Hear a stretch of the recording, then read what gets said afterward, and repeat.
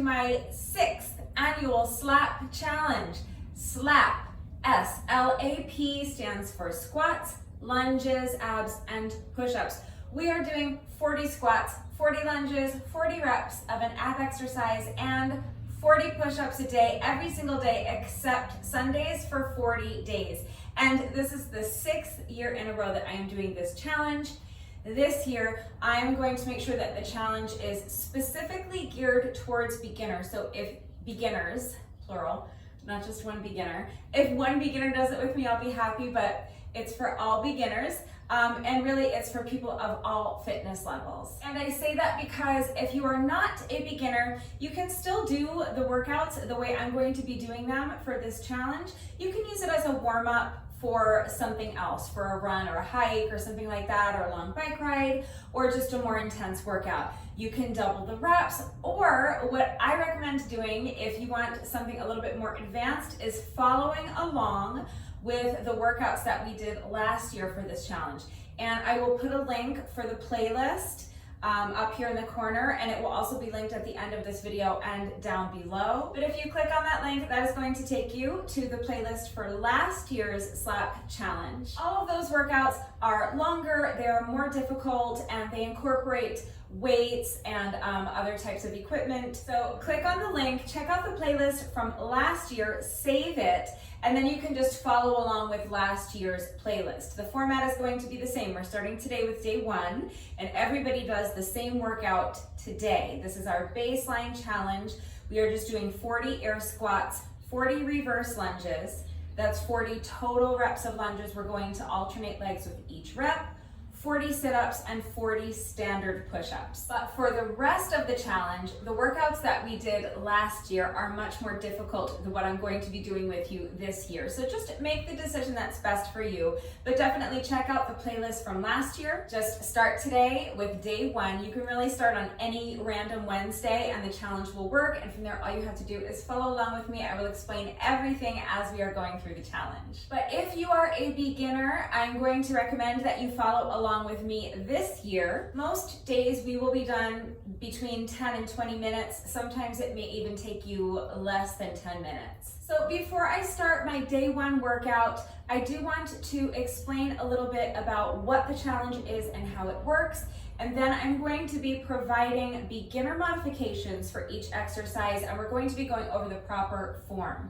So as always, there are timestamps in the description box down below the video. So feel free to skip around if there are certain parts of the video that don't pertain to you. If you don't need a tutorial and you don't need to see beginner modifications and you just want to get to the workout, just use the chapter markers to skip ahead to the workout, that's fine. But if you would like a little bit of instruction, we'll get to that in a moment. First, I just want to take a few minutes to explain to you what the challenge is, how it began, how it works. So if you guys don't know, I have a job singing at a church.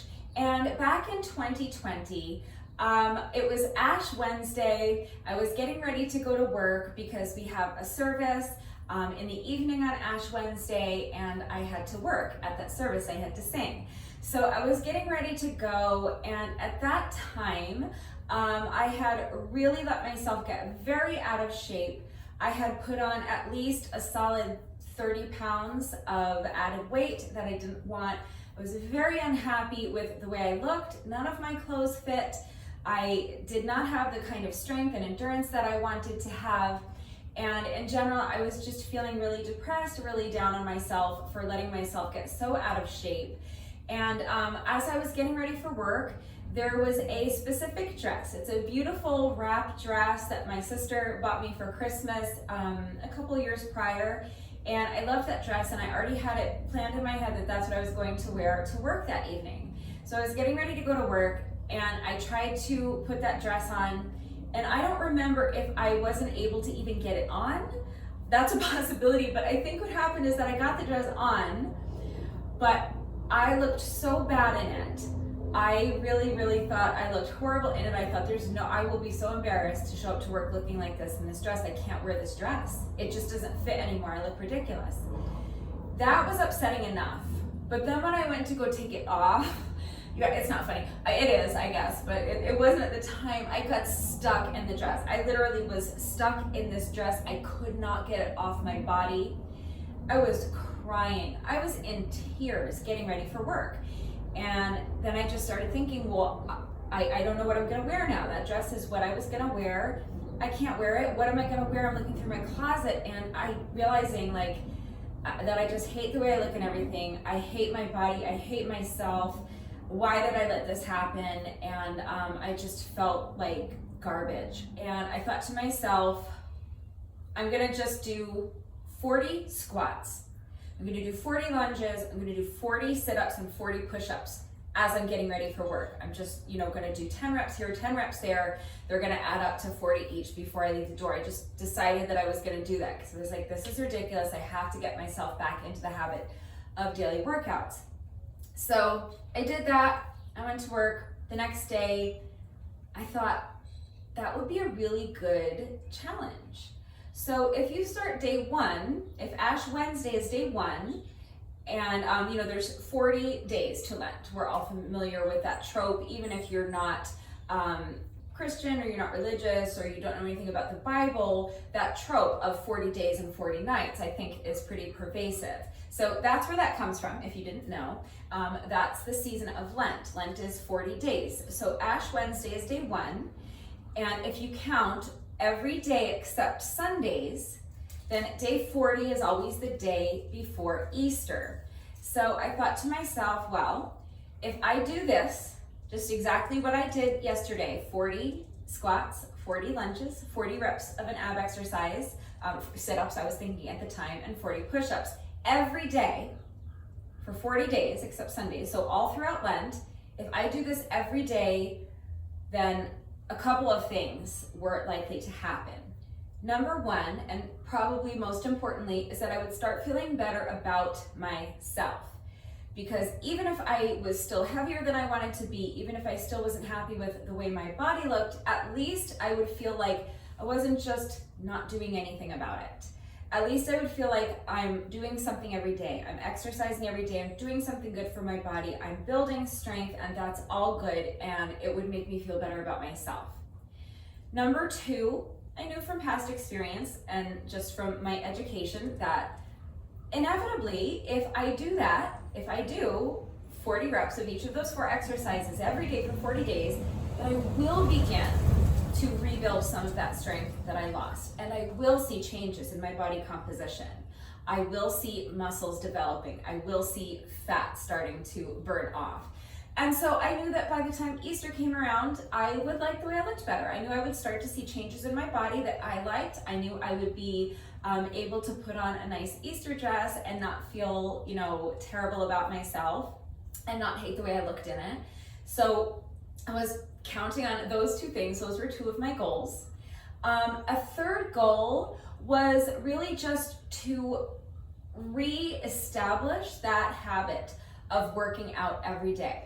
So they say, this is something that I've just always heard, I'm sure you've heard it too, I've never bothered to check if it's true, I don't know if it's true, but I've always heard that it takes 30 days to build a habit. Maybe you've heard that as well.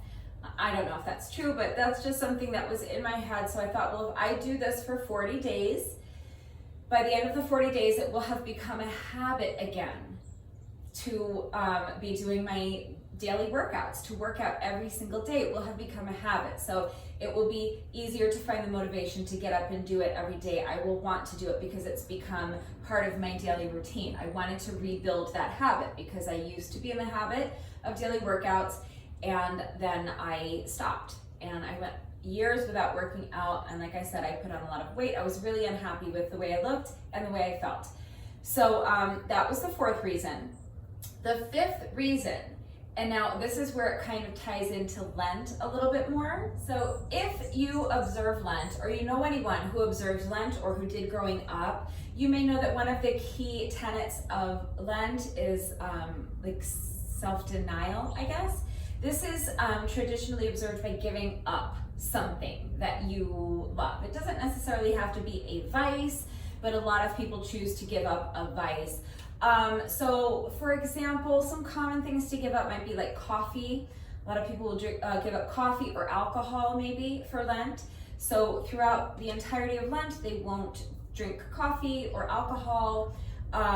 You could give up TV or, social media. So a lot of people will give up TikTok or Instagram or all of social media and say, I'm not going to check social media. I'm not going to sit and scroll. I'm not going to do any social media. I'm not going to post. I'm not going to look at anything on social media for 40 days. Frequently people will give up food, like not all food, I hope. That wouldn't be good. But like a specific food, maybe you can say, I'm going to give up bacon for 40 days, or a food group. I'm going to cut out sweets, or I'm not going to eat any meat, or I'm not going to eat any dairy. But it can really be anything, but that's just a really common way that people observe Lent. So I was thinking to myself as I was crying in my bedroom on Ash Wednesday 2020 that I'm going to give up Brutus for Lent. So now you're like, who's Brutus? Now, the concept of Brutus is nothing new, but naming him Brutus is something that dates back to my old body rock days. Body rock now is not what it used to be, but if you follow Zuzka Light on any of her social media platforms, Zuzka is a fitness influencer. She's been around for a long time. I discovered her back in 2009. And at that time, she used to own a blog called bodyrock.tv.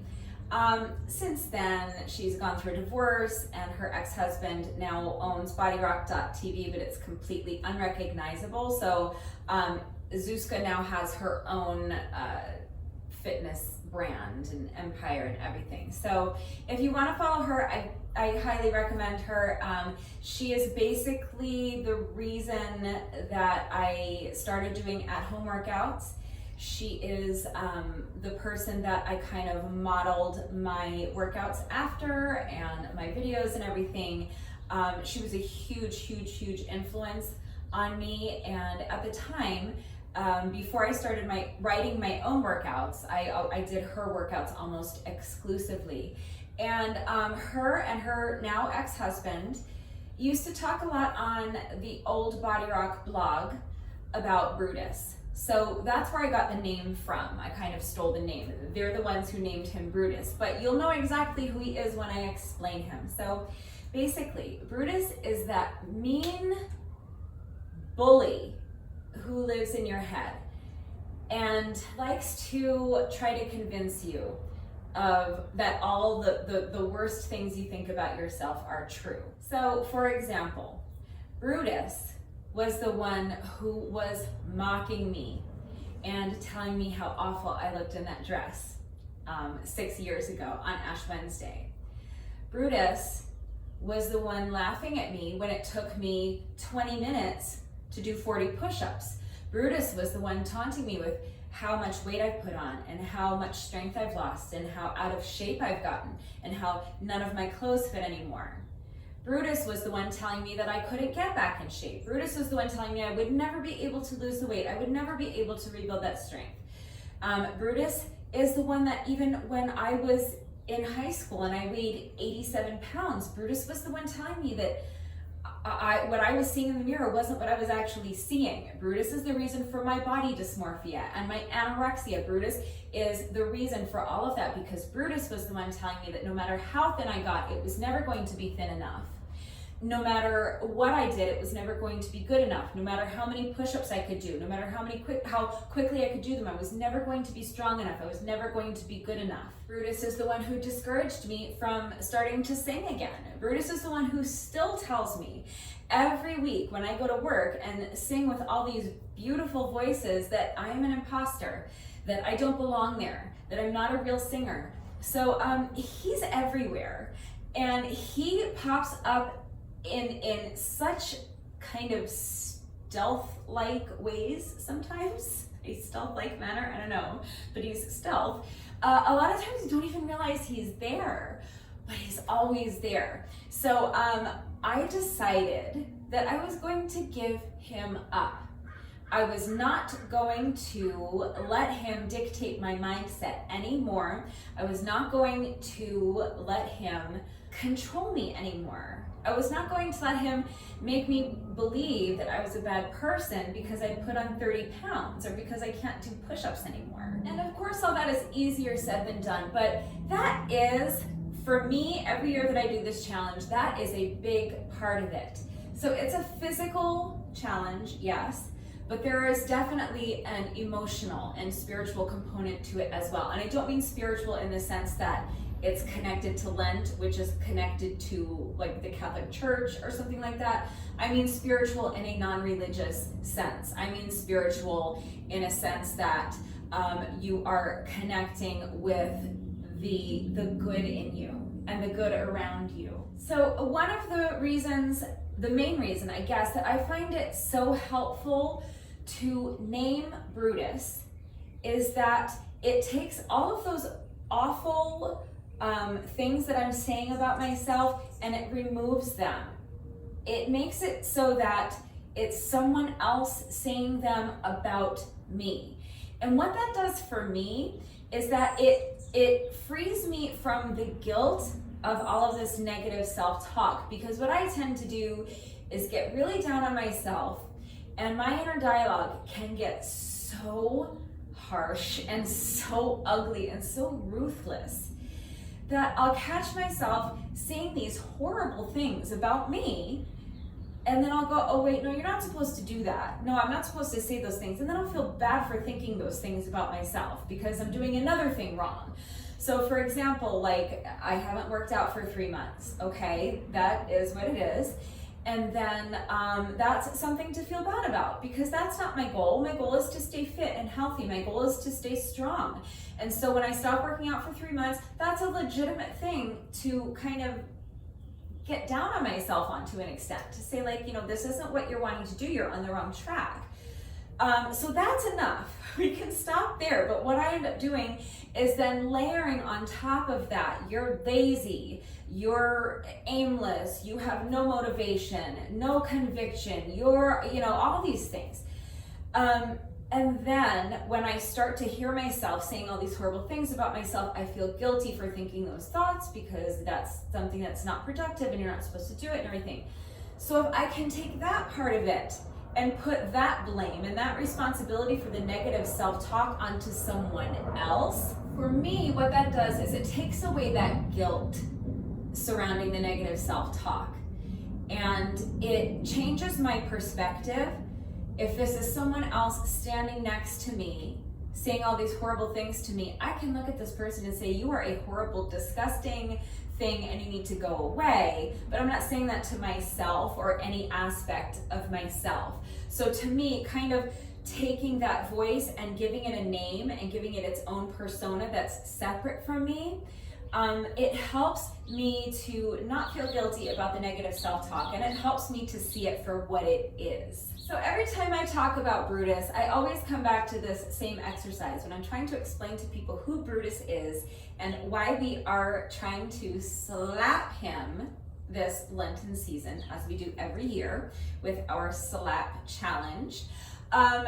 One exercise that I always recommend if you want, and if you feel that it would be helpful, if you find that you have this negative self-talk that's holding you back, and you want to try this exercise, here's what I like to do. Step one is to actually sit down with a piece of paper and a pen, or you could open the notes app on your phone, I suppose, whatever works for you, but I like to put pen to paper. So whatever way is going to work for you, just sit down or stand, whatever works for you, and make a list, okay? Make a list of all of the most awful things that you think about yourself and that you say to yourself. Get brutal with it.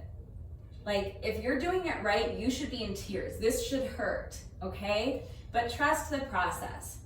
So you're gonna write down on your piece of paper, you're a bad mom. You're old and out of shape. You have let yourself go. You're an imposter. You're a horrible singer. if we're relating it to me, okay? So you get the idea. Keep going. Make the list as long as it is in your head. All of these horrible things, just get them down on a piece of paper, okay? And now you can see these things. Look at these things. It should make you cringe. It really, because I know we all have these horrible thoughts. I know I'm not the only one. Maybe we don't all have them, but I know I'm not the only one. So that's step one, okay? The next thing I want you to do is to pretend that this is not your list. This is someone else's list. The list of someone that you love dearly. So your parent, your sibling, your spouse, your child, your best friend, okay? Someone that you love dearly and that you think the world of. Think about reading this list and then looking at your daughter or your sister or your spouse or your best friend and knowing that that is what they think of themselves. Knowing that that is, those things on that list, all those horrible things, that's what they're telling themselves every day. And think about what you would want to say to them. So let's take the first example. The first thing on their list is, you're a bad mom. Do you think your daughter or your sister or your mom is a bad mom? Probably not. Do you think your best friend is a bad mom? Probably not. Could we all improve? Sure, we could all improve. But if that was on my list when I sat down and did this exercise. That's why I keep bringing that up as the first example, because that was something that was on my list. So let's take my list. Say the first thing on my list is, you're a bad mom. So now step two is to step away from that and pretend that this is someone else's list, or to pretend that I'm someone else. I'm not me. And I'm reading my list as not me, but someone who loves me as much as my mom would love me or my sisters would love me. And when I'm seeing those words on the page, you're a bad mom, how does that make me feel? Well, it makes me feel awful. And it makes me think, does Rudy think you're a bad mom? Because I bet he doesn't. Rudy loves you. He gets sad when you're not with him. He rejoices when he sees your face and hears your voice. You love him more than your own life. You've turned your life upside down to care for this little animal. You've stopped working out on a regular basis. Why? Because Rudy likes to take 5-hour walks. So you have sacrificed your entire day, quit your job, and given up something that means a lot to you, sacrificed your own physical health to give your dog what he wants. That doesn't sound like a bad mom to me. Okay, so that's just one example.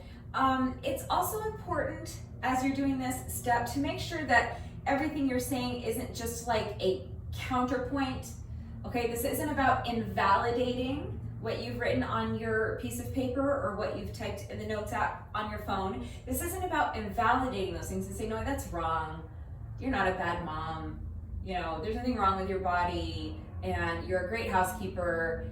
These concerns are real and they're valid. So it's important to address them.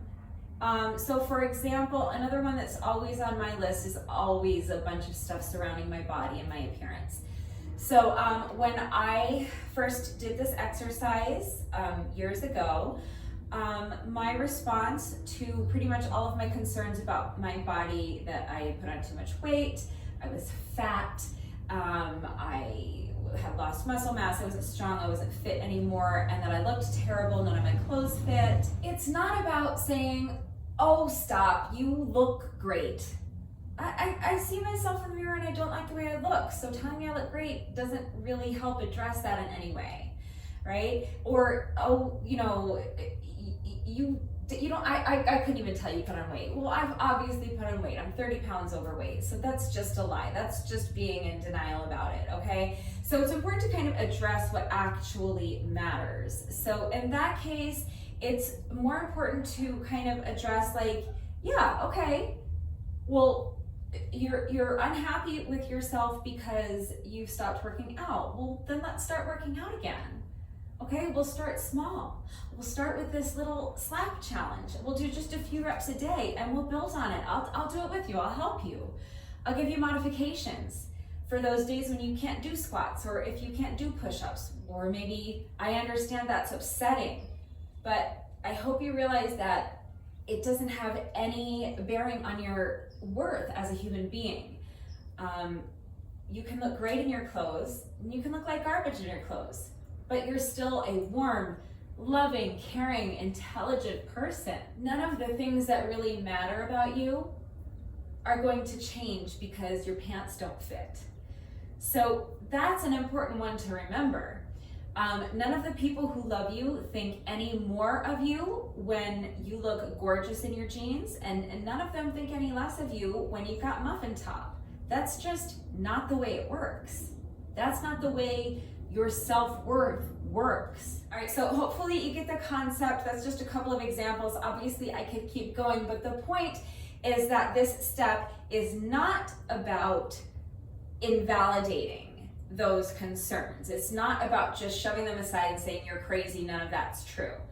It's about really understanding those concerns and making a commitment to step outside of yourself and gain a new perspective and make an effort to make this paradigm shift so that you don't allow those thoughts and those concerns to have more weight than they deserve and more importance than they deserve. So yeah, I had put on 30 pounds. That's true. Yes, I had lost strength. That's true. All of that stuff was true, but why was it so upsetting? Why did it make me hate myself so much? It's about that part. It's about understanding that putting on 30 pounds was not an indictment of me as a human being. It was just a thing that happened and it can be dealt with, okay? There are options. You can either say, well, okay, so I weigh 30 pounds more now. I'm a bigger size now. That's life. You get older and your body changes and your circumstances change and things change. So I'm either gonna, you can go that route and you can say, this is just who I am now. Who cares? Who cares? I'm still a good person.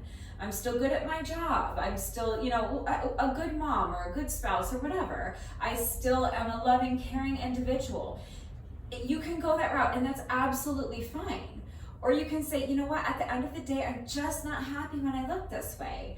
I don't like it for myself.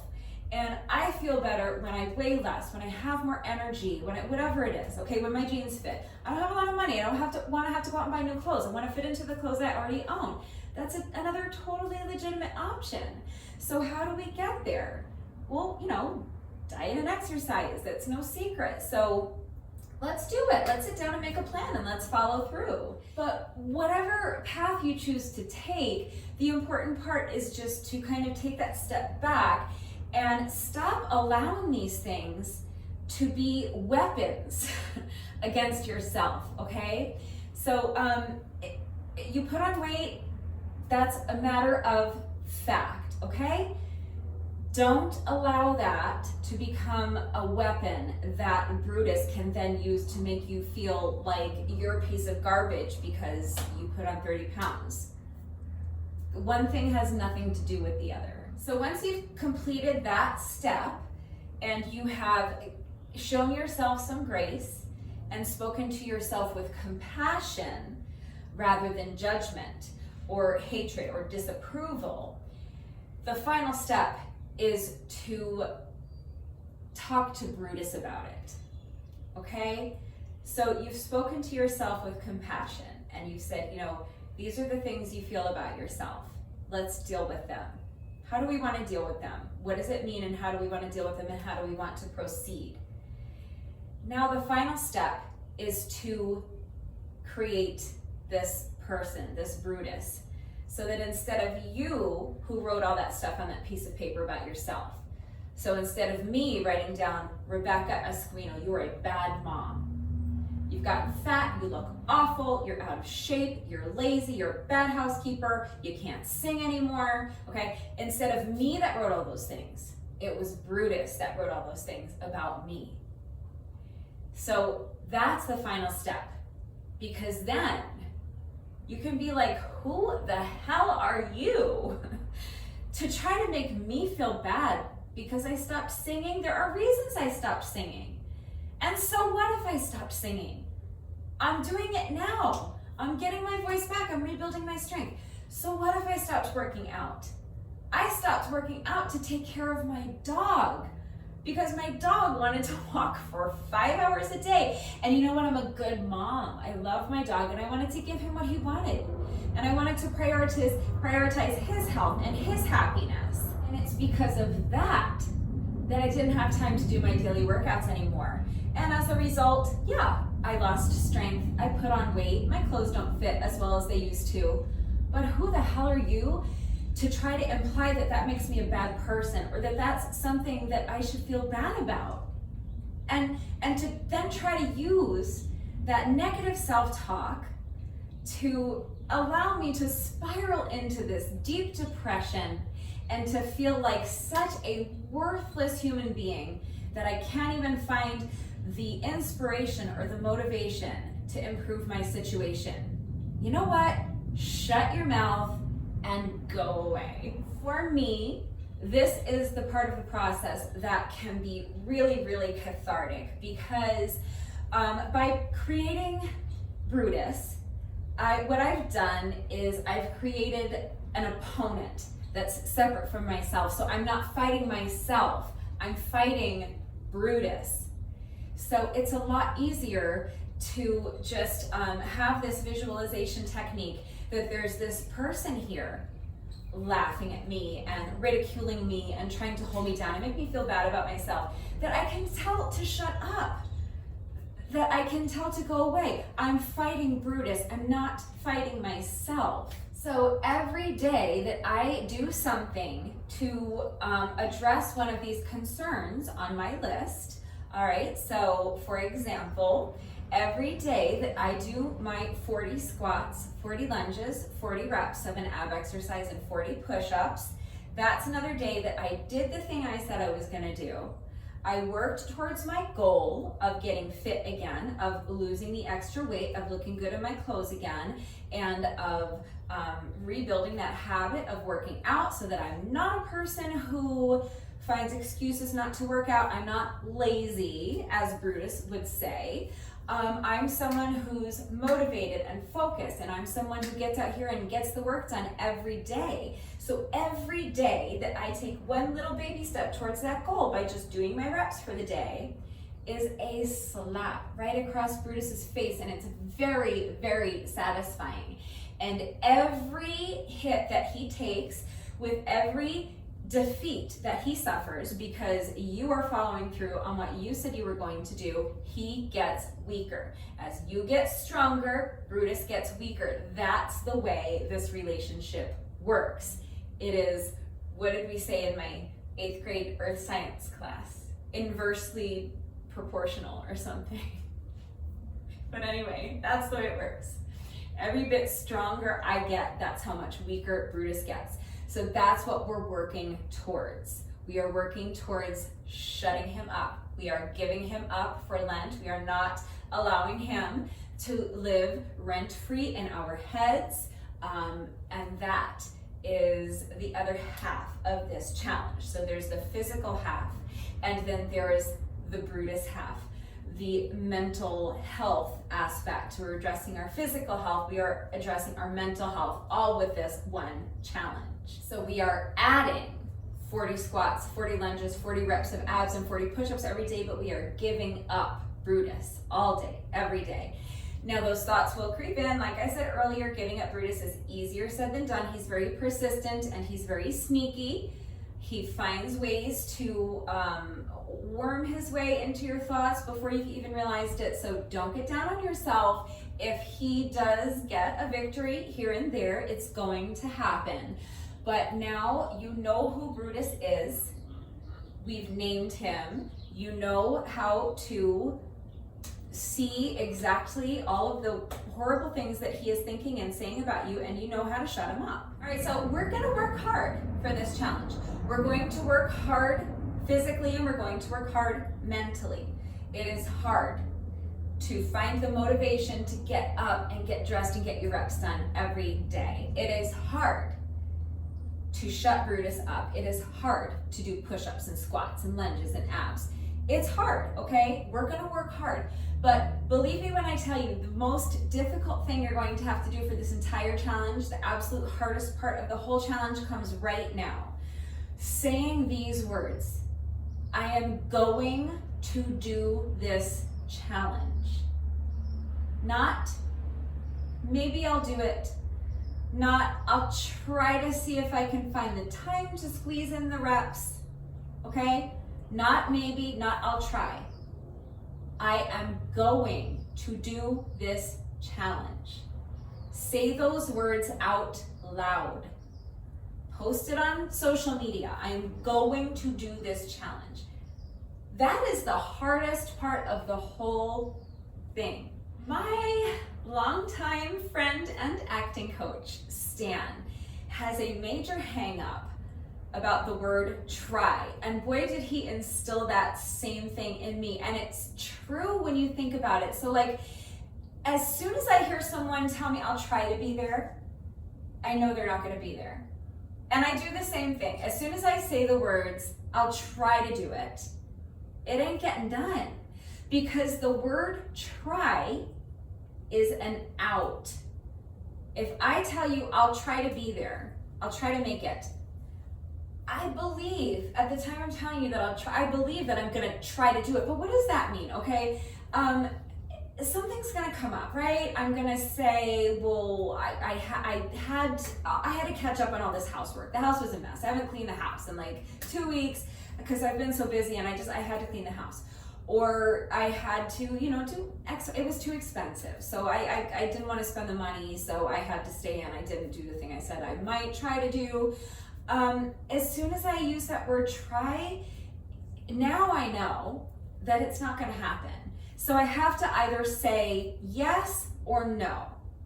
I have to either say, no, I don't think that's a good idea for me right now because I'm really behind on all of these other things. Or no, I don't think that's a good idea for me right now because money's tight and I really don't think that I want to be spending money on this. Or I have to say, yes, I'll do it. Or yes, I will be there. So I will give you an example from my own life.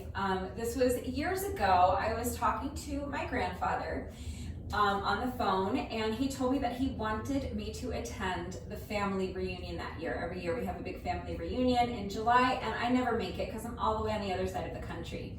And I caught myself just about to say, I'll try. I caught myself just about to tell my grandpa that I would try to make it to the family reunion, but I heard Stan's voice in my head, and I took out that word try. And I said, Grandpa, I will be there. And guess who made it to the family reunion that year? This person right here. And if I had said, I'll try, inevitably, I would have not gotten around to getting the time off, or for whatever reason, I wouldn't have had the money. I would have found an excuse not to go, and it would have been okay because I had that out. Because I could say I tried, whatever that means. But as soon as I took out the try and I said, Grandpa, I will be there, I got the time off of work, I got the money together, I got my little booty on a plane, and I had a wonderful time at the family reunion because I didn't try to go to the family reunion, I went to the family reunion. But it starts with making that commitment. It starts with taking out the try and saying, I'm going to do it. It's a very powerful thing, and it's a tiny thing. It's only 3 letters, but I'm telling you, those 3 letters make all the difference. So try that with me right now. Say the words. I am going to do this challenge. I'm going to do 40 squats, 40 lunges, 40 reps of an ab exercise, and 40 push-ups a day, every single day except Sundays for 40 days. I'm going to do it. So that's it. You've already completed the hardest part of the entire challenge. I promise you, it is all downhill from here. So join me for this challenge. We are going to slap Brutus, across the face. With 40 squats, 40 lunges, 40 reps of abs, and 40 push-ups a day, every single day except Sundays for 40 days. And by Easter, you are going to look and feel absolutely fabulous in your Sunday best if you're planning on going to church on Easter. I don't know. If not, you can just wear something beautiful and feel fabulous about yourself anyway. I don't care. But those are the two components of this challenge. We are giving up Brutus and we are adding those reps every day, and it starts right here making the commitment. So now that you've made the commitment and you're on board to do this challenge with me, let's go ahead and go over what the challenge entails from a physical standpoint. So this is day 1 of the challenge. We are going to be doing 40 air squats, 40 reverse lunges, 40 sit-ups, and 40 push-ups. And if that sounds intimidating to you, if you are a complete absolute beginner, please stick around because we are going to get to beginner modifications in just a moment. But first, I want to walk you through each of those 4 exercises, just the very basic versions of those exercises that we are doing today. And we'll talk about the proper form. So starting with squats. So for this workout today, we're just going to be doing air squats, very simple, basic form of a squat. So it's going to start with your proper posture. The first thing you want to do is make sure that your shoulders are back and down. When I say shoulders back, I mean it's going to feel like you're kind of pinching your shoulder blades together behind you. And when I say down, it means away from the ears. So if your shoulders are up, push them down, push them back. Okay, that's going to help keep your chest lifted nice and high, which is what we want. Your feet can be about hip width apart, whatever is comfortable for you. Now from here, before you think about squatting, if you are a super duper beginner and you've never had any instruction before, then you might think of your squat as going straight down. But if I do that, look at where my knees are. Do you see how they're kind of over my toes and my weight is kind of coming forward a little bit? That's not the movement. So instead of thinking about just squatting straight down, what I want you to do is think up instead about trying to touch the wall behind you with your booty. Okay, so if you do that, then look at what happens. Do you see how the weight is staying in my heels? My knees are more over my heels. My knees are not out over my toes, but my weight is in my heels and I can actually pick up my toes. The other thing that's happening is that because my shoulders are back and down and my chest is lifted nice and high, my back is staying flat. So as you're pushing your booty back and trying to touch this wall behind you with your booty, at the same time, think about trying to touch the wall in front of you with your chest, because that's going to help keep your back straight. You want a flat back, so it's going to help elongate your spine. So shoulders are back and down, chest is lifted high. I'm gonna push my booty back and try to touch the wall behind me with my booty. At the same time, I'm thinking about touching the wall in front of me with my chest so that my back is staying nice and flat. And then from this position is where you can sink down into your squat. Okay, so just make sure your back is flat, make sure the weight is in your heels, and then you can come down and sink down into your squat. If you can sink low and get your booty all the way down below your knees, great, but don't worry about that. Do your best to see if you can at least get your thighs parallel to the ground. All right, that's your goal, but you can squat lower if that's comfortable for you and if you're able to do it. If you can't even get your thighs parallel to the ground, that's fine. Work to your own level, always, every day, every rep, every exercise, work to your own level, okay? So if you can only come here, that's fine. That's your squat, all right? As long as your back is flat and the weight is in your heels, you're good. So shoulders back and down, chest lifted high, tighten up your abs, okay? Feel like someone's about to come and punch you in the stomach and you're bracing for that impact, all right? Then stick the booty back, keeping your back flat, keeping the weight in your heels. Go ahead and sink down into your squat. And then to stand, you're going to press your heels into the ground. So visualize actually physically trying to push the ground away from you and then return to your starting position. That's a basic air squat, okay? Shoulders back and down, chest lifted high, tight abs. Push the booty back. Back is flat, weight is in the heels, sink down into your squat, and then press the ground away to stand. Right into your next rep. All right, so that is a basic air squat. If you can't do that, we will get to beginner modifications after I go through lunges, abs, and push-ups. So let's go ahead and get into lunges next. We are going to be doing reverse lunges today. Reverse lunge just means that you are taking a step behind you. So there are so many different lunge variations. You can do a forward lunge, which generally means that you're going to be stepping forward into your lunge, okay? Today we're doing a reverse lunge, which means that we are going to be stepping backwards to get into that lunge position. But you can do side lunges, curtsy lunges, dragon lunges. There's tons of different lunge variations, and we will be doing different lunge variations every day. So each workout is going to be different, but today we're doing reverse lunges. So today I'm going to go over in a little bit of detail the proper form for your reverse lunge, but a lot of these principles will apply to all of the lunge variations. Okay, so for our reverse lunges, you want to start with your feet about hip width apart. You don't want your feet to be wider than like your shoulders or your hips, but you also don't want to start with your feet together like this. So think about having your feet just in a nice neutral position about hip width apart, let's say. And then from here, you're going to again roll those shoulders back and down. Your chest is going to be lifted nice and high, and your abs are going to be tight. Strong, tight, engaged core. And from here, all you're going to do is pick up one foot and take a step behind you. You're going to leave this front foot right where it is, and with these back toes on the ground, you're going to now bend both knees and sink down into your lunge position like this. Now, if you're able to tap this back knee to the ground, that's fine, you can do that.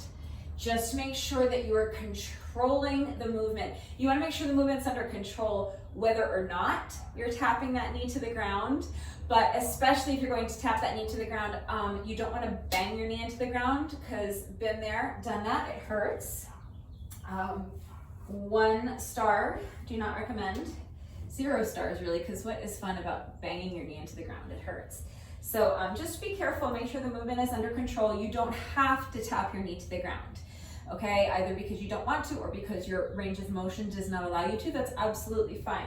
So you can just come here, if this is where you are, that's where you are, it's absolutely fine. But if you can and you want to, then you can come all the way down, sink all the way down until this back knee taps the ground. And then you're going to step forward. So you're going to straighten both knees, and as you do that, you're going to pick up this back foot, step it forward, and return to your starting position. We are going to be alternating legs with each rep. So with my next rep, I'm going to switch sides so that now this is going to be my standing leg. This foot is going to stay planted. I'm going to pick up the opposite foot, take a step behind me, and now I'm going to bend both knees and sink down into my lunge. Then I'm going to press this front heel into the ground, push the ground away as I straighten my legs and step this foot back forward, returning to my starting position. Other side, switching legs with each rep. So now this is my standing leg. I'm going to pick up this foot, step behind me, bend both knees, sink down into my lunge, press this heel into the ground to stand, step forward. Other leg. Okay, so making sure that your shoulders are back and down the whole time. Keep your chest lifted high. Don't allow your back to round like this. You want a nice flat back, strong, tight, engaged core, and make sure the weight stays in your heel. So as you're stepping back into your lunge, you want your weight to stay in the heel of this front foot. So you want the knee of this front leg to be over the heel of your front foot, as opposed to having your knee out over the toes of this front foot. All right, do your best to make sure that you have about a 90-degree angle in this front leg with each lunge. So now as you press this heel into the ground and straighten your knees to stand, bringing this leg forward, you're gonna switch and do that on the other side. So now step back with the opposite leg, bend both knees, and now make sure that in this front leg, there's about a 90-degree angle so that your knees are not out over your toes, okay? Press into the heel to stand, straighten both knees, step forward, and return to your starting position. And again, if you are a super duper beginner and you're not there yet, that's fine, stick around. We are going to be going over beginner modifications before we begin the workout, so don't go anywhere. All right, so we have covered squats and lunges. That's the S and the L of our slap. Next is A. A stands for abs. So today for our ab exercise, we are going to be doing sit-ups, just regular old standard sit-ups. However you do them is fine. I always do my sit-ups like this. I'm going to come down on my mat and I have my knees bent. You can have your legs straight if you prefer, whatever works for you. I always bend my knees. I also like to start with my arms extended overhead. And as I sit up, I like to reach my arms up, like I'm trying to touch the ceiling with my fingertips. And then just reverse the movement, very simple. So sit up and reach, reverse the movement. That is how I do my sit-ups. That is how I will be doing my sit-ups today. But a lot of people do their sit-ups with their hands clasped behind their head, and that's absolutely fine. Just make sure that if you are going to do your sit-ups like this, try to be aware of not really using your upper body. Try not to be using your arms to pull your head up and to pull your upper body up. Just think of maybe just having them kind of resting there if you want to just have your hands resting on your head. But make sure that you're using your abs to sit up so that if you were to take your hands off of your head, that you could still sit up, okay? So you can have your hands just to the side like this. You can have them resting on the back of your head, whatever works for you, but just be aware that you're not using your arms to pull yourself up. The point is to use your abs for this, okay? And again, you can have your legs straight, that's fine. Any kind of sit-up variation that you want to do is absolutely fine. And if you can't do sit-ups, I'll address that when we go over beginner modifications. But yeah, you can sit up and reach like I'm going to do. You can do what I call competition sit-ups. So instead of reaching up, you can straighten your legs and then reach forward and tap your toes. Or you can have your hands behind your neck. You can do the sit-up and then, tap your knees with your elbows. I think that's how I used to do them when I was little.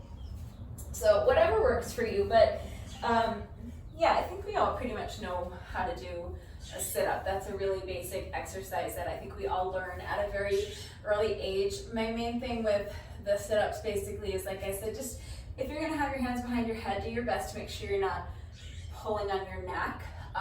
Try to make sure that your abs are doing the work of lifting your body up. All right, that's S, L, A. Last but not least is P, push-ups. Everyone's favorite exercise, I know. You guys, my shoulder has been giving me so much trouble the last several months. I've been trying to rest it and I have not done a single push-up in like 3 months. So we'll see what happens today, but let me do my best to explain and demonstrate the proper form for a standard push-up, because that's what we're doing today. And that's going to be the basis of any kind of push-up modification or variation that you're going to do. And we will be doing different variations of all of these exercises as the challenge progresses. But for today, we're just doing standard push-ups. So let's go ahead and go through what that means to do a standard push-up with the correct form. So I'm going to start by finding my perfect plank position, and I'm going to do that by placing my hands on my mat, and I'm going to make sure my hands are directly underneath my shoulders, so not out in front, and when my shoulders out in front, I want to do my best to place my hands so that they're directly underneath my shoulders like this. Now I'm going to step my feet back so that I am in a plank position. And now in your plank position, just the way we had our abs nice and tight for our squats and our lunges, I want you to again imagine that someone's about to punch you as hard as they can in your stomach. And I want you to brace for that impact. That is how tight your abs should be. Okay, so make sure that you are really working your abs in this pose, in this plank position. And you want to make sure also that you are not allowing your hips to drop down. Do you see how this is causing my back to arch? We don't want that. So you're going to tighten up your abs, and you're going to use your ab muscles to lift your hips high and keep them high. Keep your hips lifted high, keep your abs nice and strong and tight and engaged. Now, your goal is to have your body in one straight line all the way from your heels to your shoulders. However, if your hips are slightly elevated like this, that is not the end of the world. This is not terrible, because in this position, my back is still flat, and so you're not going to hurt yourself doing the push-ups in that position. As long as your back is flat and you're not allowing your back to arch, it's fine. And having your hips slightly elevated will actually make the push-ups a little bit easier. So if you need to do your push-ups with your hips slightly elevated, don't worry too much about that. It's not what you're going for. Your ultimate goal is to have your body in one straight line from your heels to your shoulders. But if you're not there yet, don't worry too much about having your hips elevated. You just want to make sure that what you're not doing is allowing your hips or your belly to drop down towards the mat, okay? So tighten up your abs, lift those hips high, keep them high. The other thing that you want to be aware of in your plank position is the position of your head. So you want your head to be in line with your spine. And by that, I mean you want your head just in a nice neutral position, so you don't want to allow your head to drop like this. You also don't want to overcorrect by hyperextending your neck and kind of jutting your chin out, okay? You want your neck to be relaxed, and you want your head to be in line with your spine, so that that straight line extends from your shoulders through the tip of your head, all right?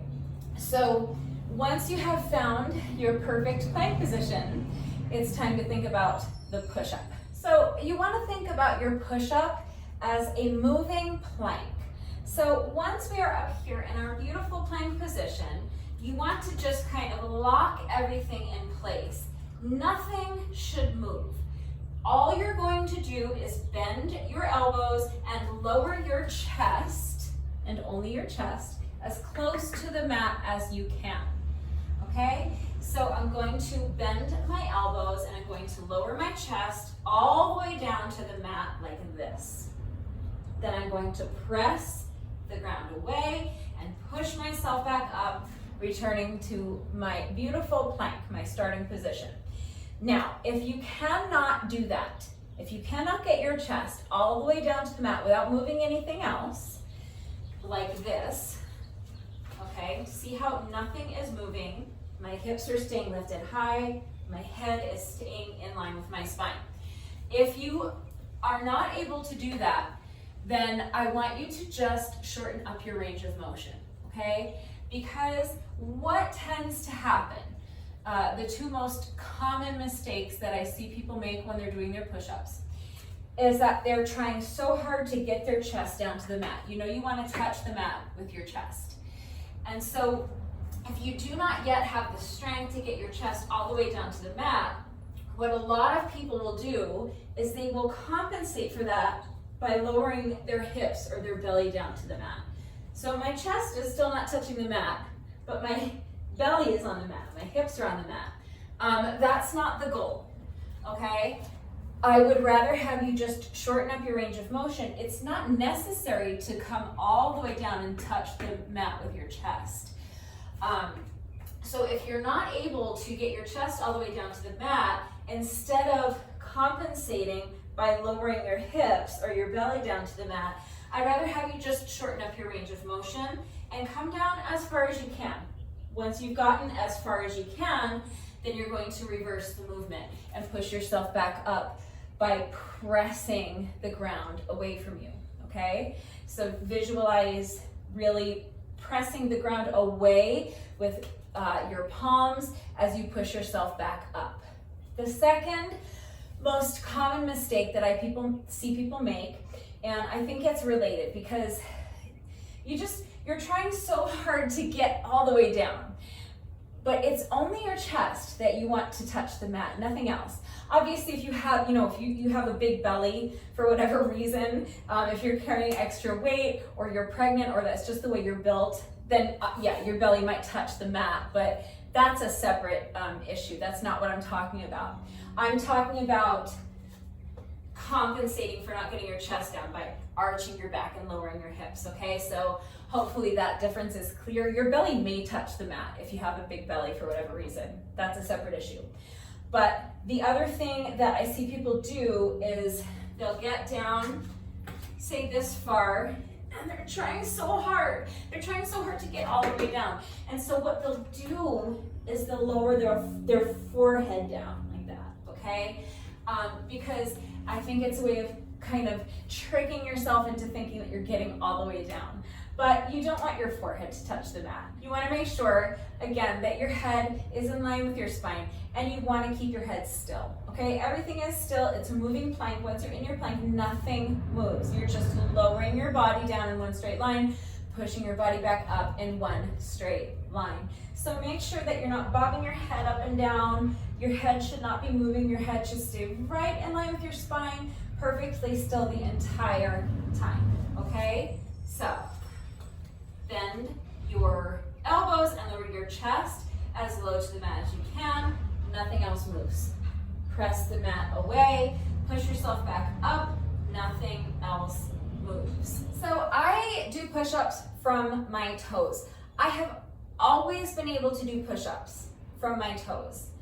Even when I'm very overweight, even when I'm hopelessly out of shape and haven't done a push-up for years, I can still do push-ups from my toes. That's just the way I'm built. But I realize that not everybody is built that way. So if you cannot do push-ups from your toes, that's fine. You are in good company. A lot of people cannot do push-ups from their toes, but you can still do push-ups.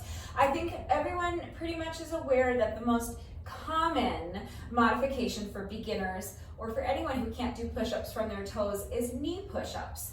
So you'll get people out there who tell you don't do knee push-ups. Don't listen to those people, all right? You don't have to do knee push-ups if you don't want to, but there is nothing wrong with knee push-ups. I think they're a great modification if you can't do push-ups from your toes. So let's go over that real quickly because it's exactly the same thing. Doing push-ups from your knees is exactly the same as doing push-ups from your toes. The only difference is that instead of that straight line going from my heels to my shoulders, my straight line is going from my knees to my shoulders, okay? That is the only difference. Everything else is the same. So I'm starting with my hands directly underneath my shoulders, and I have my knees on the mat, and there is a straight line from my knees to my shoulders. My abs are super tight. I've got my abs all the way engaged, and my back is straight. I am not allowing my back to arch like this. My abs are tight, and I'm going to use my ab muscles to lift my hips high and keep them high. Abs stay tight. My head is in a nice neutral position. I'm not letting my head drop down like this. I'm not overcorrecting by hyperextending my neck and jutting my chin out. My head is in line with my spine. And now from here, I'm going to bend my elbows, and I'm going to lower my chest down to the mat as low as I can. So ideally, I want my chest to touch the mat, and then I'm going to press the mat away and push myself back up returning to my starting position. And again, if I'm unable to get my chest all the way down to the mat, I'm going to just shorten up my range of motion, come halfway, and then push the mat away and return to my starting position. What I'm not going to do is I'm not going to lower my hips or my belly down to the mat, causing my back to arch. What I'm not going to do is lower my forehead down to the mat to compensate for the fact that I'm not getting my chest all the way down. The only modification that is acceptable if you are unable to get your chest all the way down is shortening up your range of motion, but nothing else should move. Your body should stay in one straight line from your knees to your shoulders.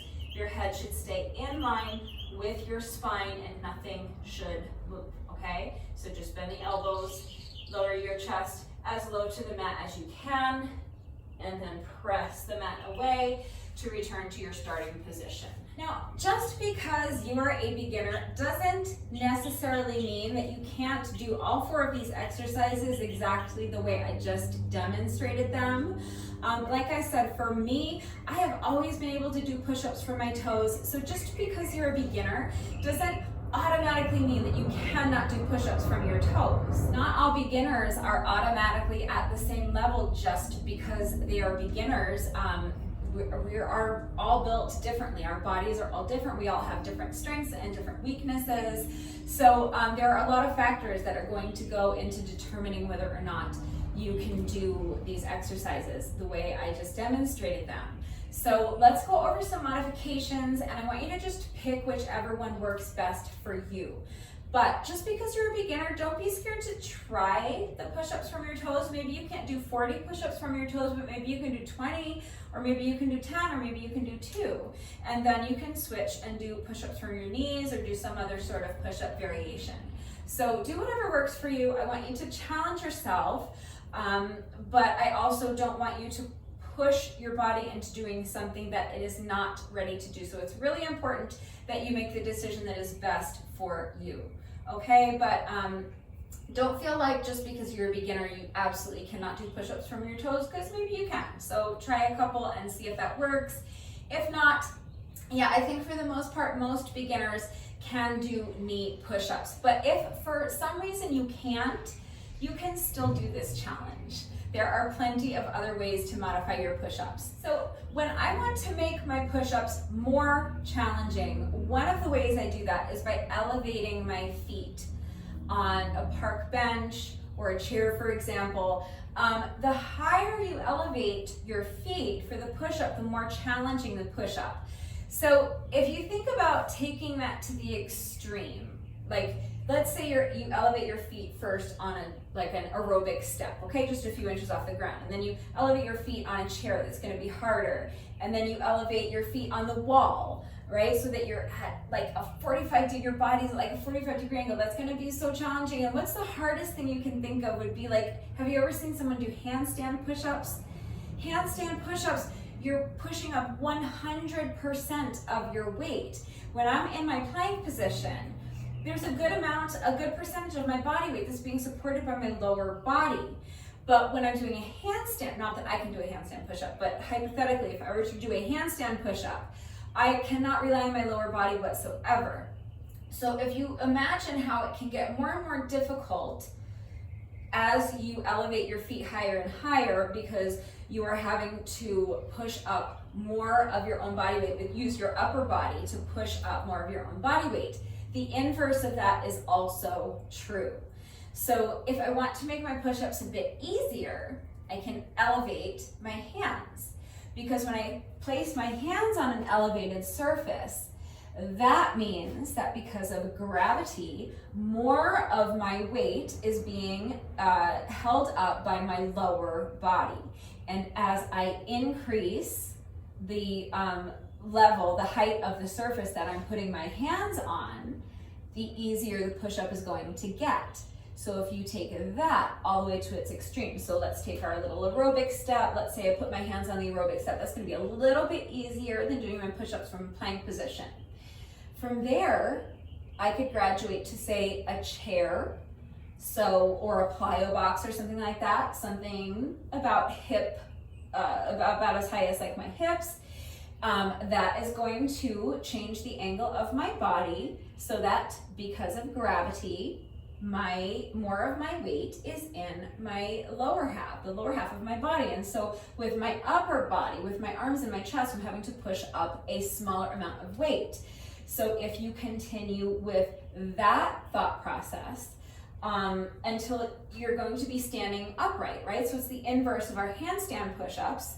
That would be the most difficult version. That's elevating our legs until they can't go any higher. Now we're elevating our hands until we can't go any higher. So if you approach your push-up from an upright position, this is going to be the very, very easiest, most beginner-friendly push-up that you can do. Would be something like this, to use a wall. This obviously is a post and not a wall, so just pretend that this is a wall, because I don't want to have to rearrange things and go over to the wall to show you.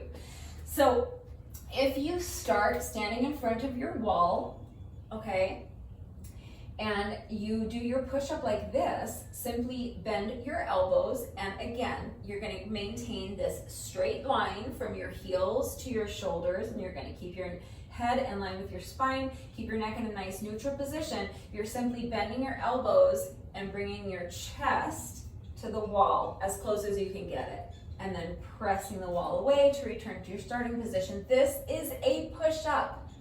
Don't let anyone tell you that it's not. And if this is all you can do right now, then this is what you're going to do. You want to have my hands are a little bit close together because again, I'm demonstrating this on a post that's kind of narrow, but it's the same principle that we did when we were in our plank position.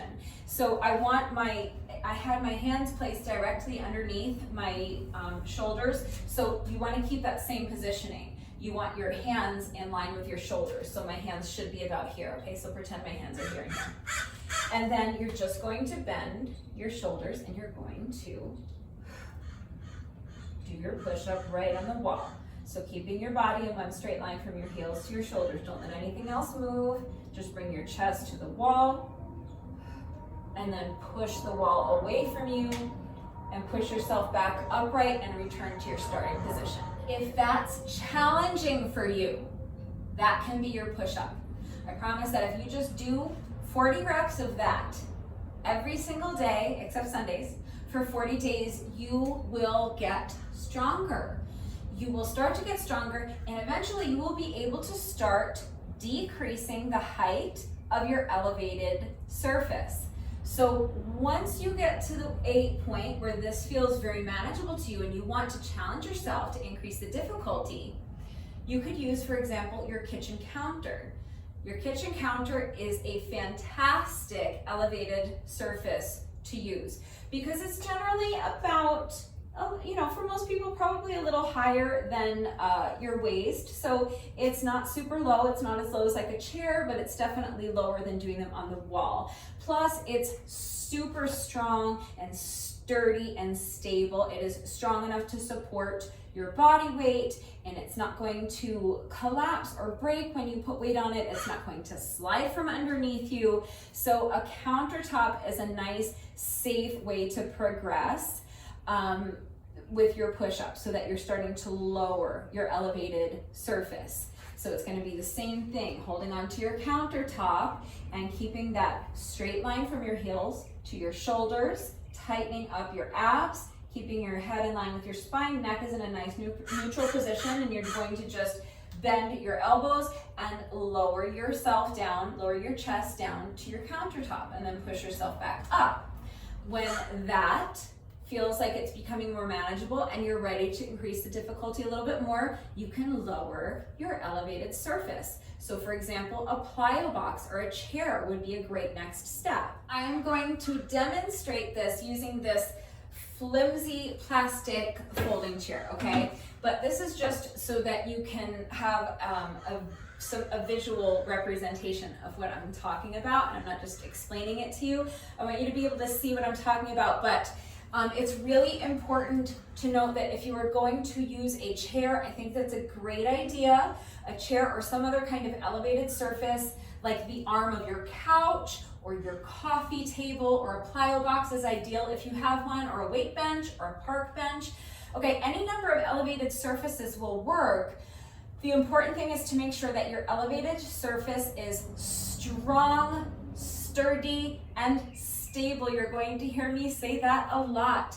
Your elevated surface has to be strong enough that it can support your entire body weight. It has to be sturdy enough so that it is not going to break or collapse on you or fold up when you put weight on it, okay? So please don't use a flimsy plastic folding chair. And it has to be stable, meaning that it can't slide from underneath you. So if you notice, I have my chair on top of my mat.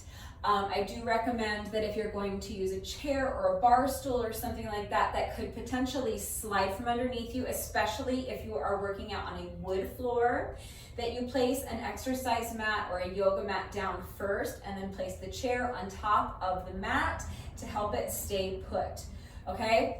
But as long as you have a strong, sturdy, stable chair, I think this is a great option, because this is a bit lower than your countertop, which is lower than the wall. So as you progress, you can use a chair. Put your hands on the chair, step your feet back so that you are in a plank position with your hands elevated on the chair. And then again, you're going to tighten up your abs and keeping that straight line from your shoulders, from your heels to your shoulders. You're going to bend your elbows and lower your chest as low to the chair as you can. Then you're going to push the chair away from you and return to your starting position.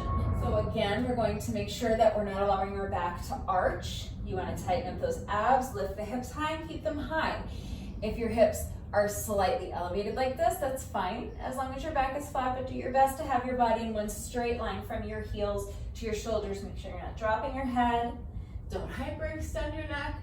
Just have your head in line with your spine, and then you're going to get your chest as close to the chair as you can. If you need to shorten up your range of motion, that's fine, but your goal is to lower your chest all the way down to the chair and then push the chair away. And you're just going to keep lowering your elevated surface. So after you are ready to graduate from the chair, if you have a small plyo box or an aerobic step, something like that would be a great option. Or look for household items that will work. Maybe a couple of cinder blocks or milk crates or something like that. Again, as long as your elevated surface is strong enough to support your weight, sturdy enough that it won't break or collapse when you put weight on it, and stable enough so that it can't slide from underneath you, any number of items will work. So you don't need exercise equipment, although a plyo box or like a weight bench would be ideal, but so many other types of elevated surfaces will work. So if you have something low to the ground, like again, a couple of cinder blocks or an aerobic step, that would be a great next step. And then eventually you're down on the ground, and you can try knee push-ups, or you can try push-ups from your toes, whatever works for you. But hopefully you see that really essentially anyone can do push-ups, even if you never thought you could do a push-up. I think pretty much everyone can manage to do a push-up on the wall. So if that's where you need to start, then that's where you're going to start. And if that's not going to work for you, please remember that I am going to be here every single day doing this challenge right along with you, and I am always here to help. So if you have questions, please ask them. All right, it is incredibly important to me that all of my workouts are always accessible to anyone and everyone who wants to do them with me, and especially this challenge. Okay, and especially because this year of the challenge, I am really tailoring this slap challenge towards beginners, and I really want beginners to join the challenge. And so I want to make sure that all of the exercises are doable and that you're going to be able to do 40 reps of each of these exercises every day. So if you start today with knee push-ups and then tomorrow you're really sore, remember that you can always do an easier option like wall push-ups, okay? So if none of these options are going to work for you and you need any further help, please just ask, and I will always help in any way I can. We can come up with a push-up variation that you can manage, I promise. So continuing with our beginner modifications, let's work our way backwards. So instead of SLAP, let's do PALS for our beginner modifications. Okay, so that covers your beginner push-up modifications. Now let's move on to abs. So for today, I'm just doing regular sit-ups, but every day we're going to be doing a different ab exercise. It's not going to be sit-ups every single day. So just remember that for every day of this challenge, the only requirement to complete the challenge is just that you do 40 reps of squats, 40 reps of lunges, 40 reps of any ab exercise, and 40 push-ups a day, every day, except Sundays, for 40 days, okay? That's the only requirement. So any ab exercise you want to do is fine, and it will meet the requirement to participate in this challenge.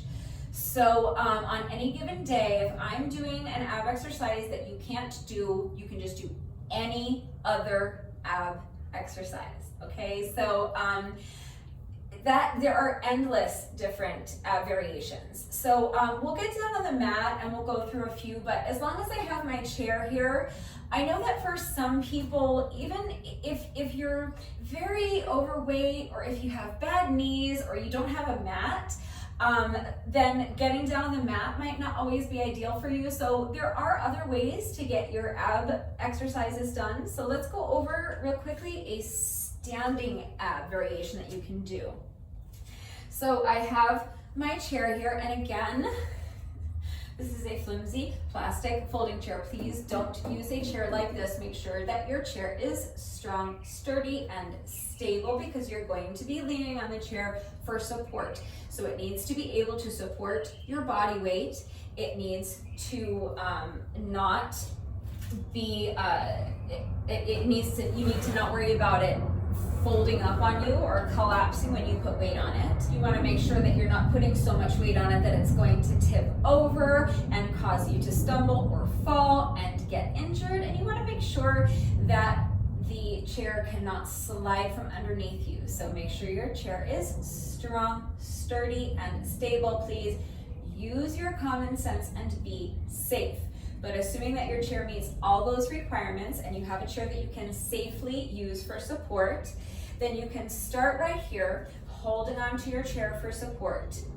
Then with the opposite leg, the leg that's farthest from the chair, you can extend that leg out to the side. You can take your other arm, bend the elbow, and rest this hand right on the back of your neck. And from here, you can just crunch.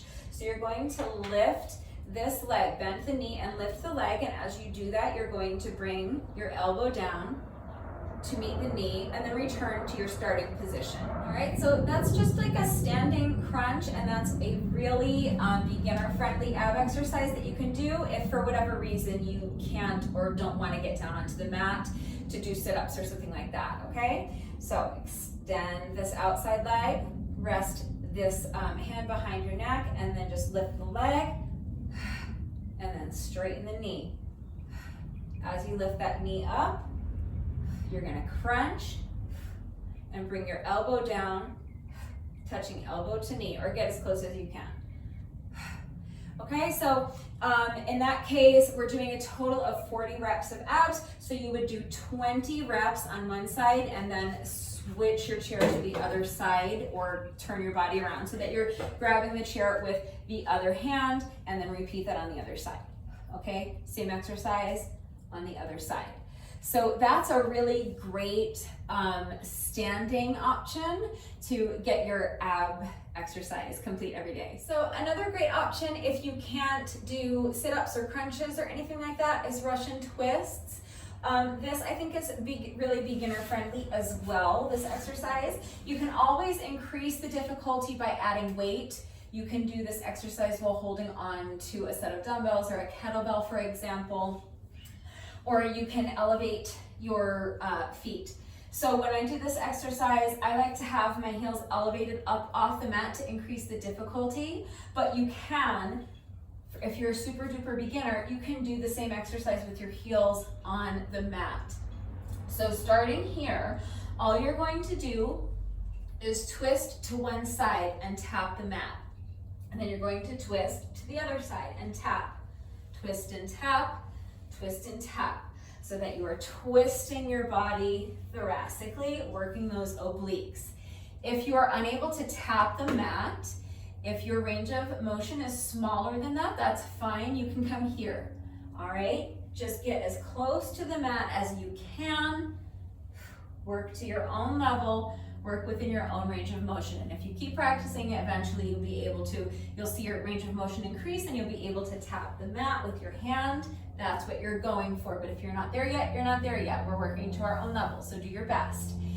Then, when you get comfortable with that, you can work on increasing the difficulty by lifting your heels up off the mat and doing the same exercise, but without your heels on the mat to help stabilize you and to help leverage some of your body weight down here, okay? Your abs are going to work harder if your legs are not holding any of your body weight up, okay? So, I think this is a great exercise for beginners if you can't do sit-ups or crunches or something like that. So there are endless ab exercises. I can't go through all of them right now, but I think that those two I just showed you are some good kind of go-to ab exercises if you're a beginner and you struggle with something like crunches or sit-ups or something like that. But keep in mind that we are going to be doing a different ab exercise every day with this challenge so that we're not just doing the same thing every day.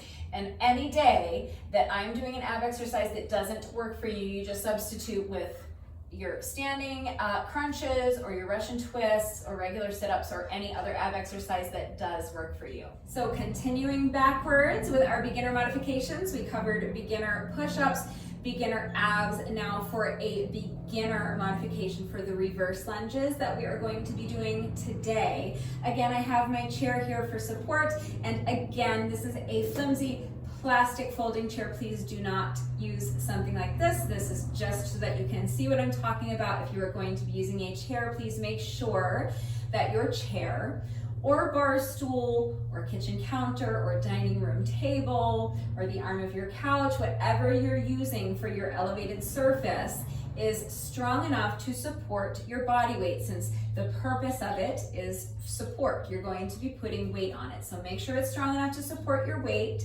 Make sure it's sturdy enough so that when you do put weight on it, it's not going to collapse or break or fold up on you, and make sure that it is stable, meaning that it cannot slide from underneath you. So if you are going to be using something like a chair or a bar stool, please place it on top of a mat so that it stays put. So for the reverse lunges that we're going to be doing today, there's a couple of different ways you can use a chair or a plyo box or some other sort of elevated surface for support. First of all, you can just have the chair in front of you and hold onto it like this as you step back into your lunge. That's fine. If you're more comfortable with the chair, holding onto the chair on your side, let me just slide it forward so I can demonstrate without kicking my fence, but this works as well. So I think for most beginners, just having a little support is probably all that you need, but keep in mind you can also shorten up your range of motion, and that is going to decrease the difficulty a little bit as well. So for example, when I do my lunge, I'm going to be stepping back pretty far with this foot, and when I bend my knees, I'm going to be tapping my back knee to the ground. But if you are a beginner and you don't have that range of motion, it's going to make it a bit easier to shorten up your range of motion. So instead of stepping back here, you can step back here. That's fine.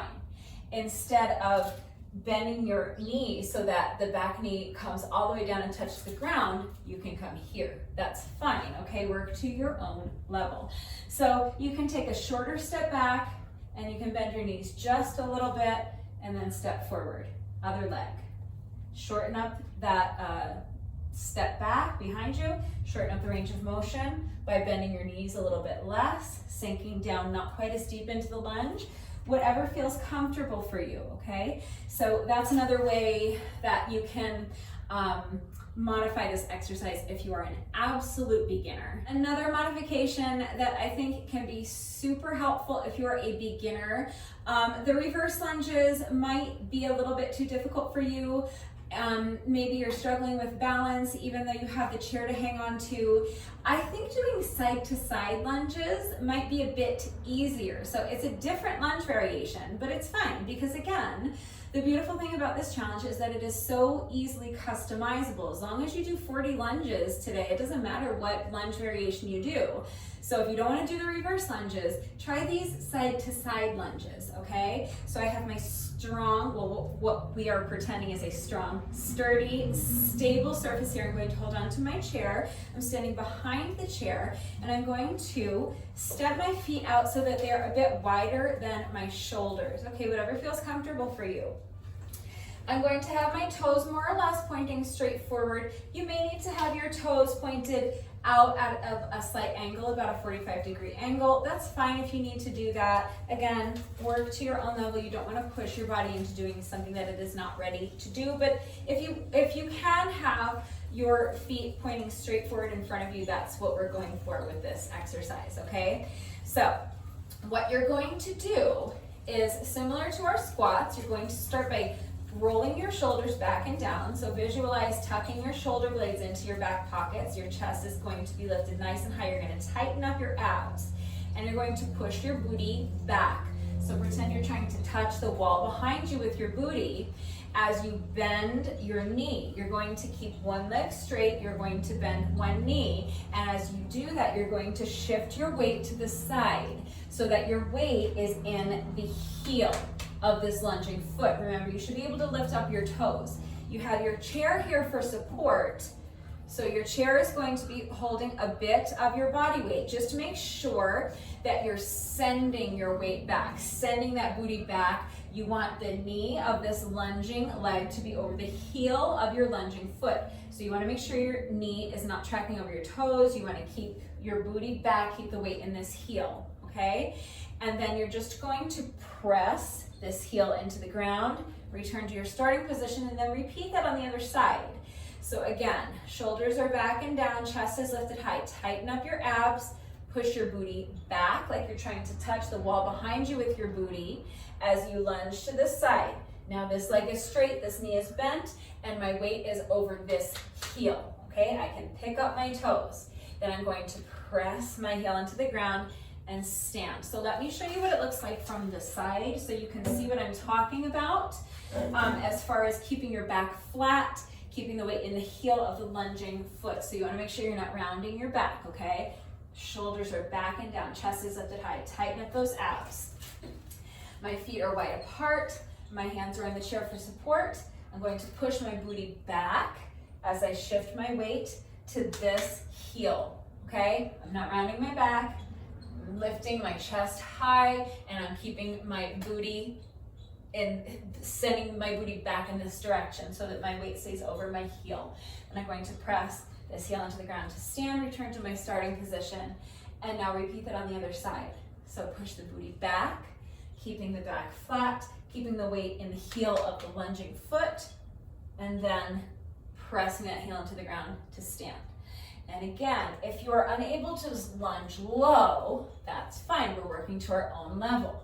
So you're going to explore your full range of motion, but if you're a beginner and you can only come down this far, then this is your lunge. That's absolutely fine, okay? The important thing is that you're keeping your back flat, you're keeping the weight in the heel of the lunging foot, and you're doing your best and you're getting the reps done. That's all that matters. So again, every day we're going to be doing a different lunge variation.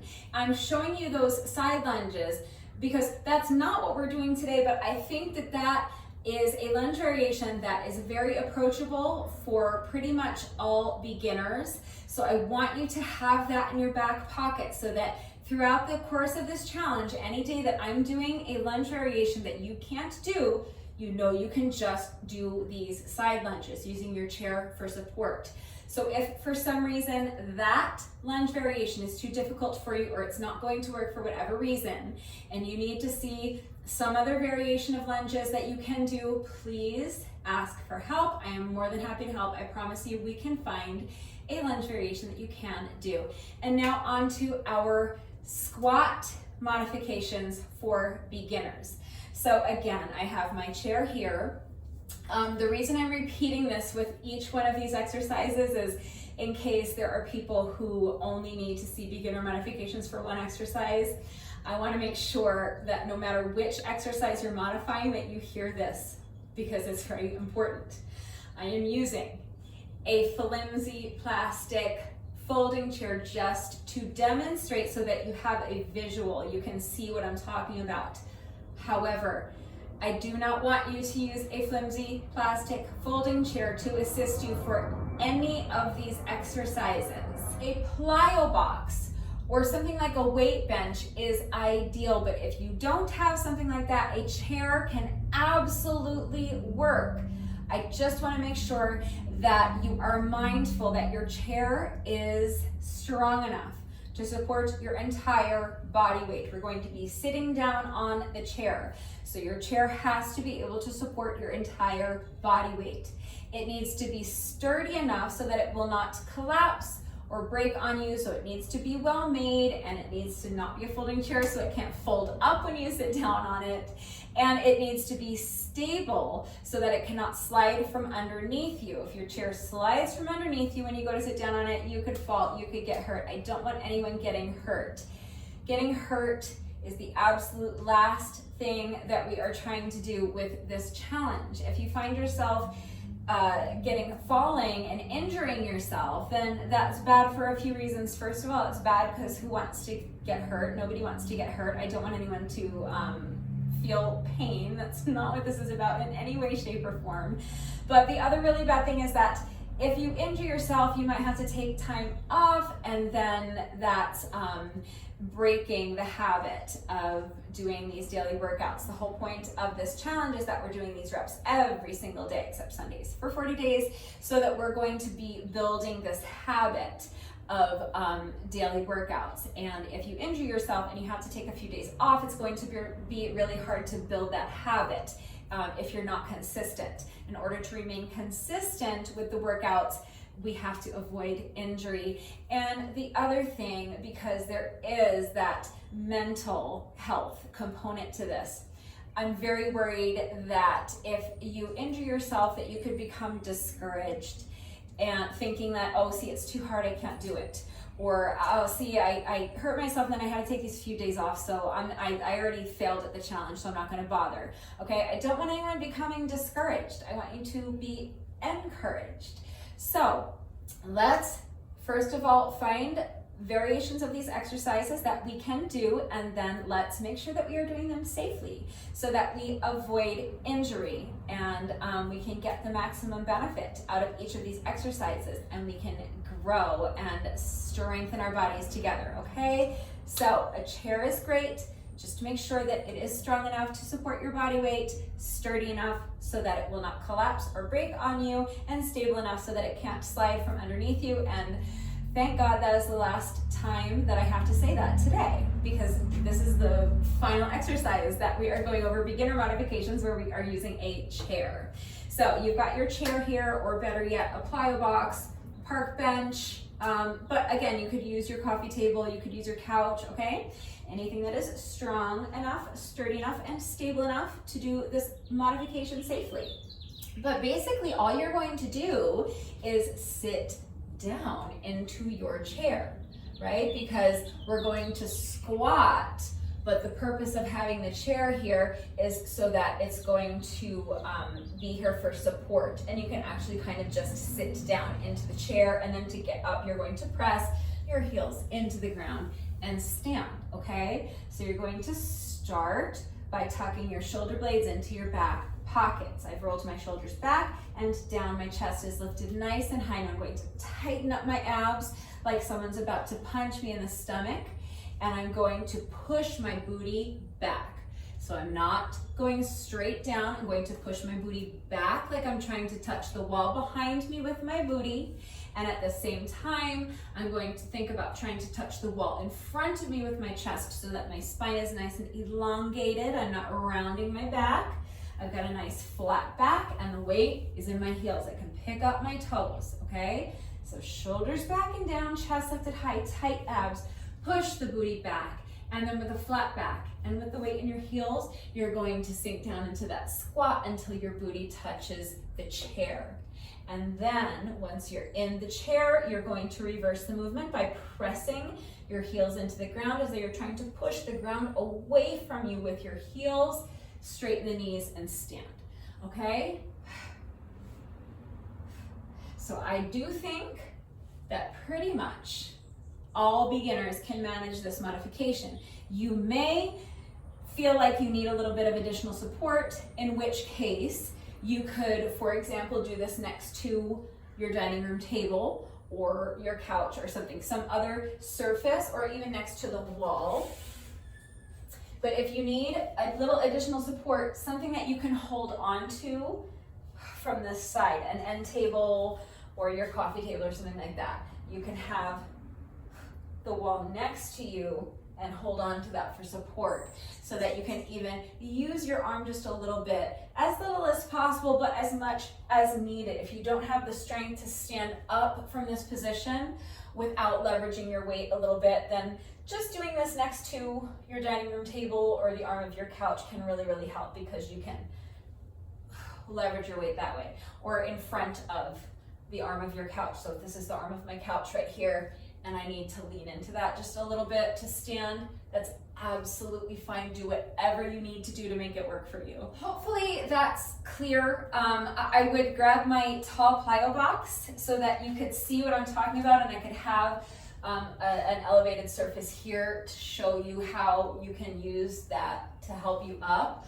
But it's a long story. I can't get to my plyo box right now. So hopefully that's clear. But again, if anything is unclear about any of these exercises, any of the beginner modifications, if you have questions about how to do any of these exercises with the correct form, please just ask. The most important thing is that you understand how to do these exercises with the correct form, so that you reduce your risk of injury and so that you make sure you're getting the maximum benefit out of each exercise. So don't hesitate to reach out if you have questions, if anything is unclear, or if you need help. I'm always here to help. All right, so that's all for exercises that we're doing today, along with your beginner modifications. I went into quite a bit of detail so that you understand how to do each of these exercises with the correct form.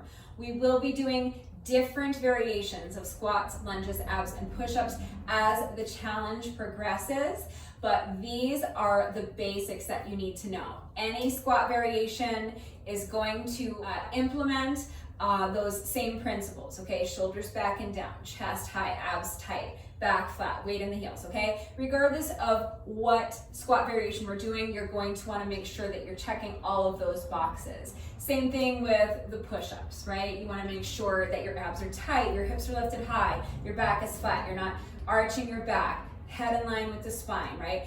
Body is in one straight line as you lower your chest down to the mat and as you push the mat away. It's regardless of what push-up variation we're doing, those principles are always going to apply. So that's why I took all this time today to go over the correct form for each of these exercises, so that as we get into the different variations, you understand how to do each variation correctly, because you're going to apply those same principles across the board for all 40 days of the challenge. So we are slapping Brutus in the face with 40 squats, 40 lunges, 40 reps of an ab exercise, and 40 push-ups a day, every single day except for Sundays, for 40 days. So today is day one.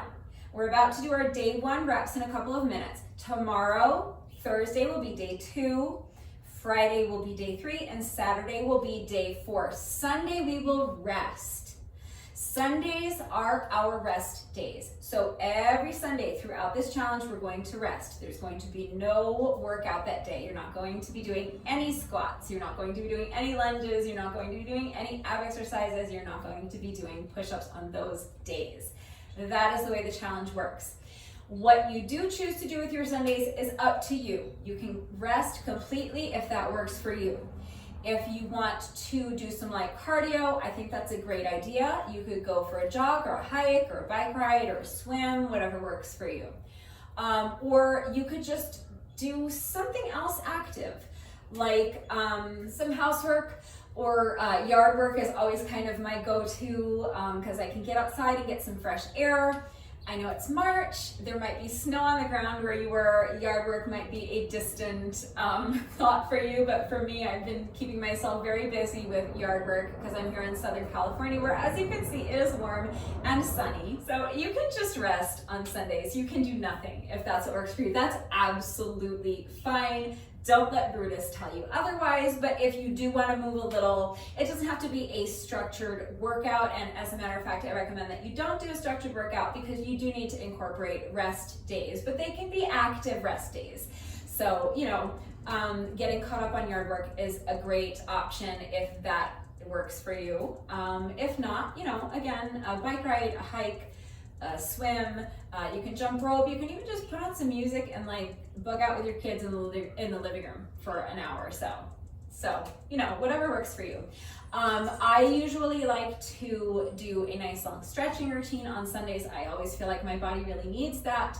So that is another option. So you could go to a yoga class or you could just do like some yoga or some like stretching in your living room. That's fine. But Sundays are kind of whatever you want to do, but those are our rest days where we're not going to be doing squats, lunges, abs, and push-ups, and I will not be sharing videos on Sundays. So today, tomorrow, Friday, and Saturday, that's days 1 through 4. Sunday will be our first rest day, and from then on out, every week, Monday through Saturday, 6 workouts a week. Yes, you can. It's just 40 reps of each exercise every day. You have your beginner modifications, and yes, you can. I am going to be doing my reps as a workout each day, but this challenge is so easily customizable. If you don't want to do a workout every day, you can split up your reps. As long as you're getting 40 reps of each of these exercises done, at some point during the day, you have met your requirements for the challenge. So if you want to wake up in the morning and do 10 squats, 10 lunges, 10 sit-ups, and 10 push-ups, and then eat breakfast, have your shower, do whatever you're going to do. Maybe before you leave for work, you sneak in another 10 reps of everything. Maybe on your lunch break, eat your lunch, and then or before lunch or after you eat, whatever works for you, you can sneak in another 10 squats, lunges, abs, push-ups. Or maybe you want to do it after you get home. You can do a few reps before bedtime, okay? Just throughout the day, you can sneak in your reps whenever it works for you. You don't have to do all of the reps at once. You don't have to do the workouts that I'm doing with you every day. This is one option, but there are so many ways to complete this challenge. So you absolutely can do this challenge. You don't need to set aside a big block of time every day. That being said, most days we'll be done in like plus or minus 10 minutes or so, maybe 10 to 20 minutes at the most for pretty much all of these workouts. So keep that in mind. But if you don't want to get changed and set aside a block of 10 or 20 or 30 minutes to get all these reps done, that's totally understandable and that's fine. You can still do the challenge, okay? The reps can be split up any way you want throughout the day, as long as you get your 40 reps of squats, lunges, abs, and push-ups, and at some point during the day, you have met the requirements to complete the challenge and you're good. Now, personally, I like to add a little additional cardio to the end of my workout when I do this challenge every year. So for me, that generally means jump rope. I like to do about 20 to 30 minutes of interval jump rope immediately after finishing the workout. That is totally optional.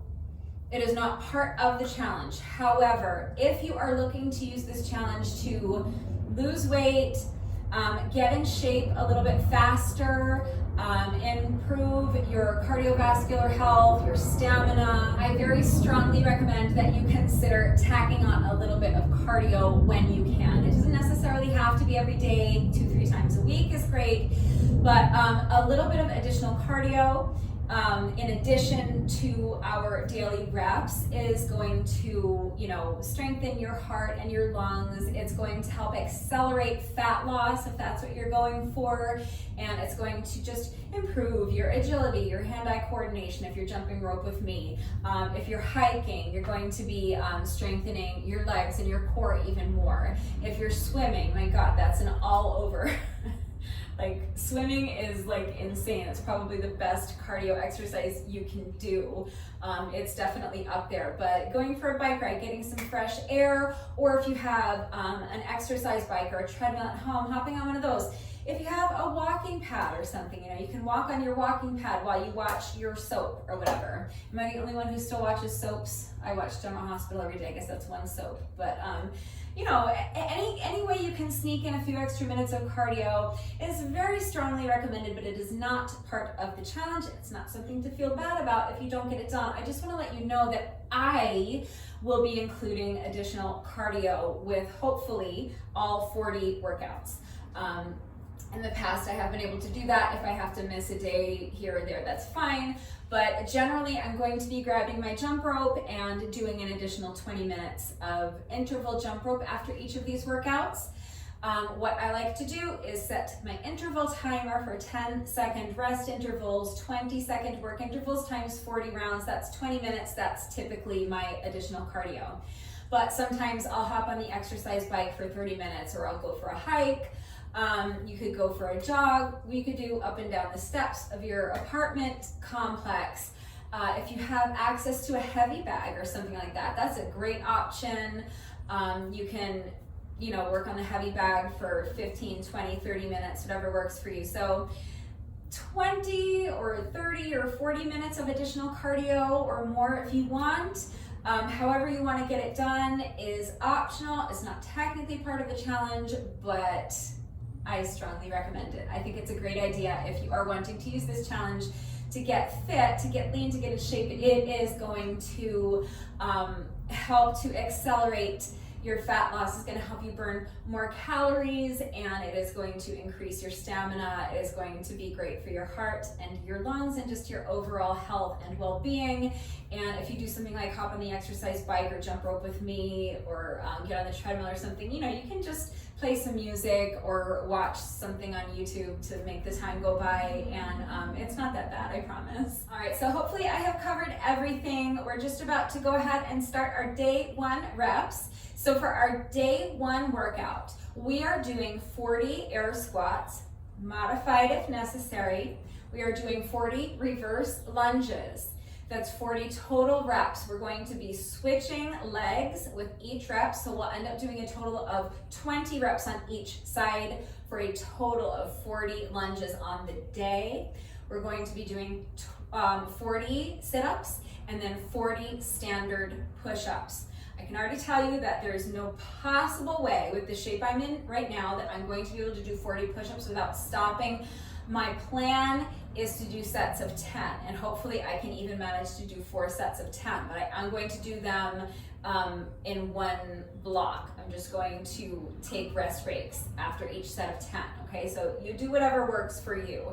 And remember that you can do push-ups from your knees, you can do push-ups off of your counter or off of the wall, whatever works for you. Just make sure that if you are going to be doing knee push-ups, that you have something soft beneath you. So if you're working out on a carpeted floor, you might not need anything at all. But of course, if you are working out on concrete like I am, or on a wood floor, please make sure that you have an exercise mat or a yoga mat, or at least maybe a towel, something soft beneath you for your knee push-ups and for your sit-ups. And if you need something for support, make sure that you have a strong, sturdy, stable surface at the ready, so that if you need to use that for support, you have something that you can safely put your weight on to assist you with your squats or your lunges or your push-ups. And now, if you're not dressed already, pause the video, go get dressed, and then come meet me right back here. We're going to do a quick warm-up together, and then we'll start on our day 1 reps. So I have my timer set for 20-second intervals times 15 rounds. That's just 5 minutes. We're just gonna do a quick 5-minute warm up before we start our reps. It's really important to make sure that you're taking a few minutes to warm up before you begin the workout, because warm muscles are more pliable. If you jump into the workout with cold muscles, you are increasing your risk of straining or pulling or tearing something. I don't want anyone getting hurt. So please take a few minutes to make sure that your muscles are warm before you begin the workout so that you reduce your risk of injury.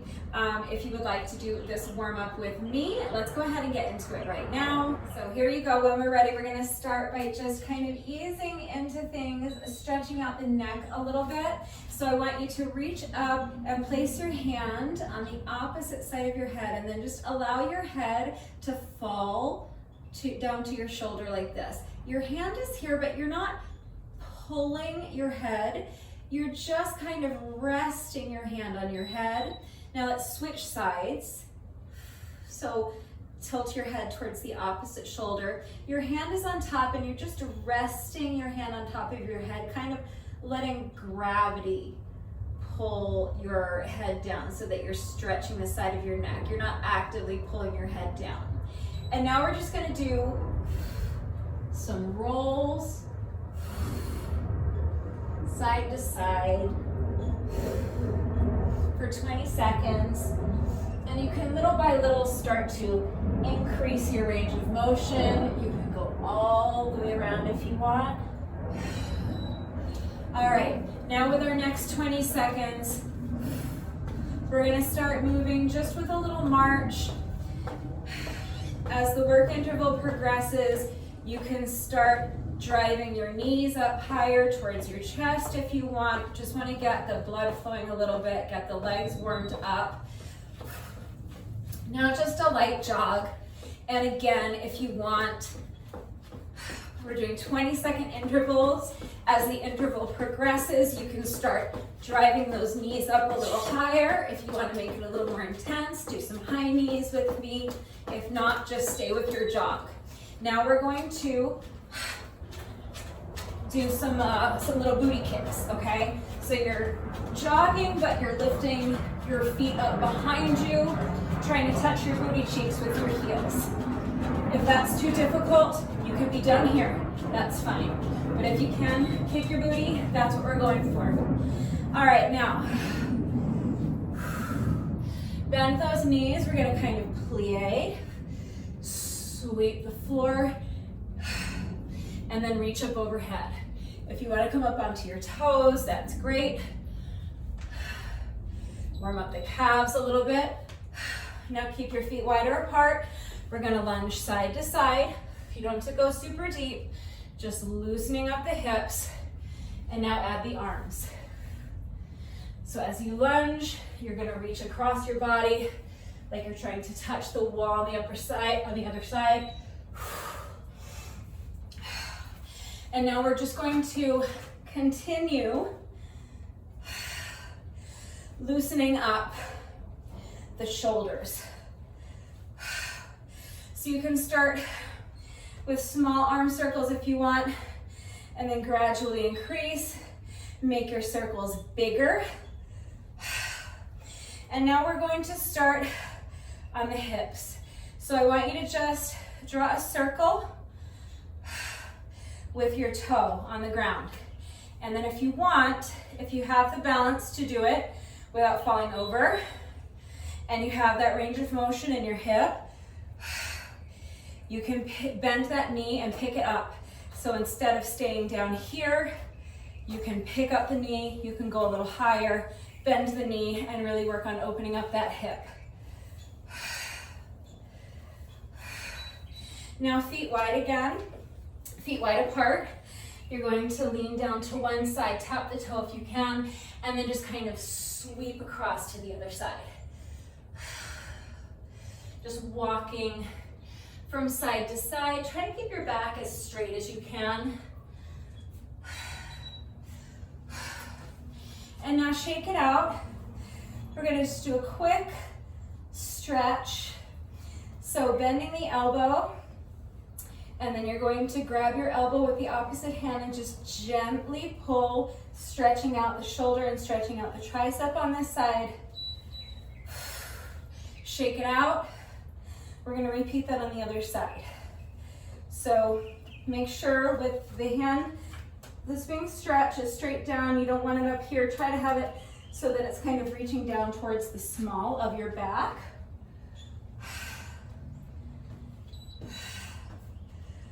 Shake it out. And now we're going to stretch out those hamstrings. So again, you want to try to make sure your back stays flat. If it helps to have a chair or something in front of you, a bar stool, that's fine. And that's it. That's our little warm up. We are ready to go ahead and start our reps. All right, so now we are nice and warm. My timer has been reset as a stopwatch because I'm going to time my reps. You don't have to time your reps, but I very strongly recommend that you time yourself. Just see how long it takes you to get these reps done today, because we are going to repeat this exact same workout on day 40 of the challenge. And I find it really encouraging. I think it's a lot of fun to compare my score on day 40 with my score from day 1 and see how much stronger I've gotten and see how much faster I'm able to get these reps done and see how much I've improved. I find it really encouraging, and it helps me to want to keep going. So take a moment. If you have an interval timer like this one, great. If not, grab your phone or a stopwatch, whatever you've got. If you want to time yourself, go ahead and get your timer ready. And as soon as you're ready, we're going to be starting with 40 air squats. All right, so remember, your shoulders are back and down, your chest is lifted high. You're gonna tighten up those abs, you're gonna push your booty back, you're gonna keep your back flat and the weight in your heels as you sink down into your squats. We're doing all 40 reps in a row, so if you need to pause and rest, pause and rest. Make sure you're going at your own pace, all right? If you are an absolute beginner, you will probably be slower than I am, and that's fine. If you need to pause the video so you can catch up, do that, all right? If you're not a beginner, you are almost certainly going to be much faster than I am, so leave me in the dust. Go at your own pace, just make sure that you are being mindful and not sacrificing your form for speed, okay? So prioritize your proper form above all else. But as long as you are able to go faster without sacrificing your form, the goal is to complete these reps as quickly as possible with excellent form, okay? So as soon as you're ready, here we go with 40 squats. I am starting my timer in 3, 2, 1, and go. So that's 1, 2, 3, 4, 5,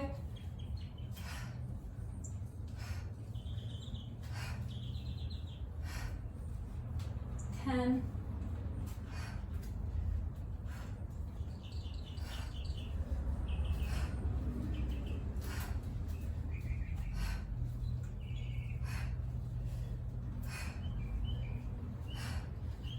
20. We're halfway there. If you need to pause and rest, pause and rest.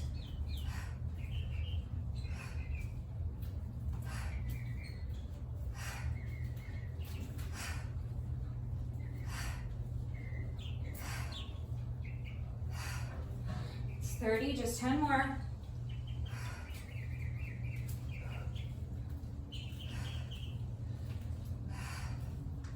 It's 35, 36, 37, 38, 39, and 40.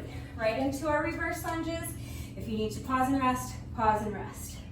So step back and lunge, that's one. Other leg, that's two. We're alternating legs with each rep. 3, 4, 5,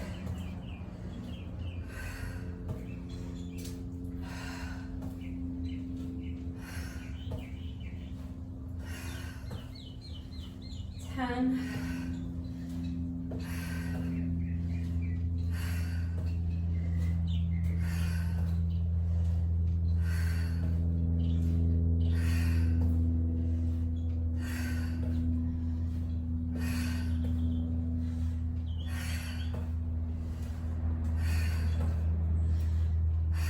20, 30,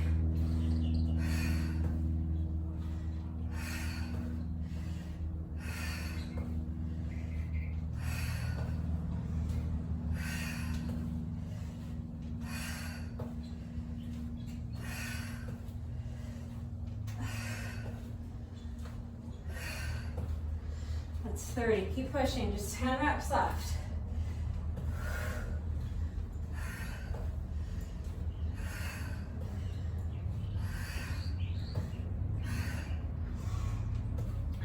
Five more. 36, 37, 38, 39, and 40. Right into sit-ups as quickly as you can. If you need a rest, take a few seconds. But if you're able to start your sit-ups right away, let's go. 40 reps.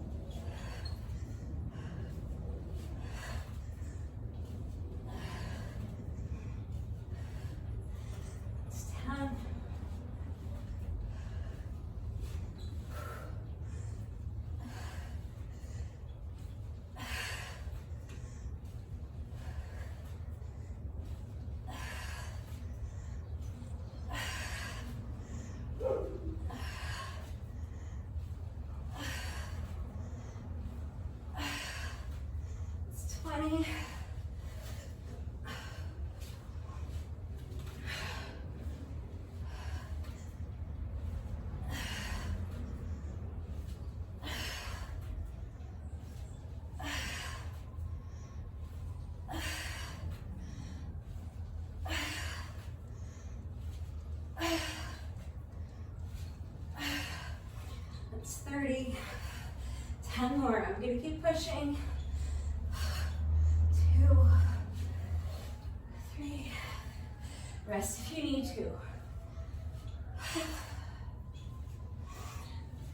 6, 37, 38, 39. Last one.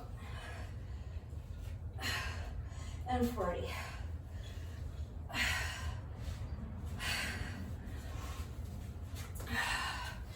All right, wish me luck with these push-ups, you guys.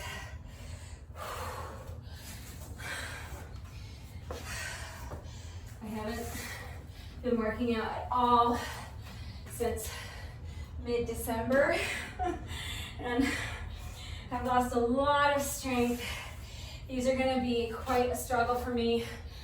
My goal is to see if I can do just 4 sets of 10. I don't even know if I'll be able to do that, so just do your best. See if I can do 10 without stopping. I don't know if I can, but I'll try.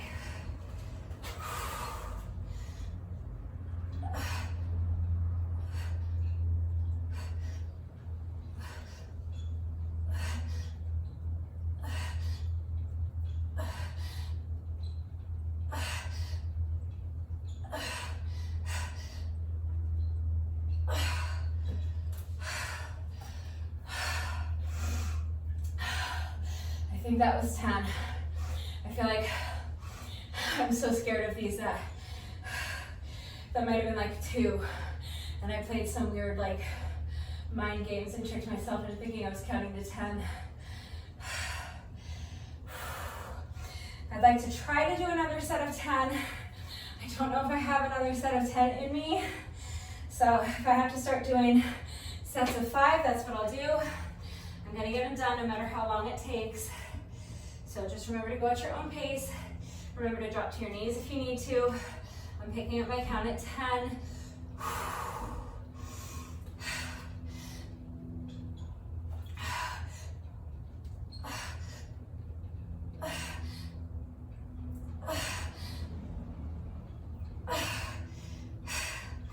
15. I'm gonna try another 5. I'm just gonna rest and plank for a few seconds.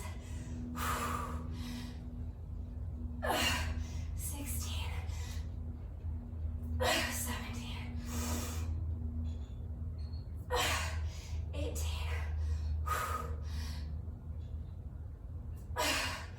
19. 20. So I'm way off of, like last year on day 1, I think it took me, I was definitely under 7 minutes. I got this done in 6 minutes and like 57 seconds or 58 seconds, something like that. And today I'm already over 7.5 minutes, but it's okay. This isn't last year, this is now. I'm getting the work done, I'm gonna get back on track, so we're all good. All right, I'm picking up my count at 20. I'm halfway there. Let me see if I have the strength to do another set of 10. We'll see.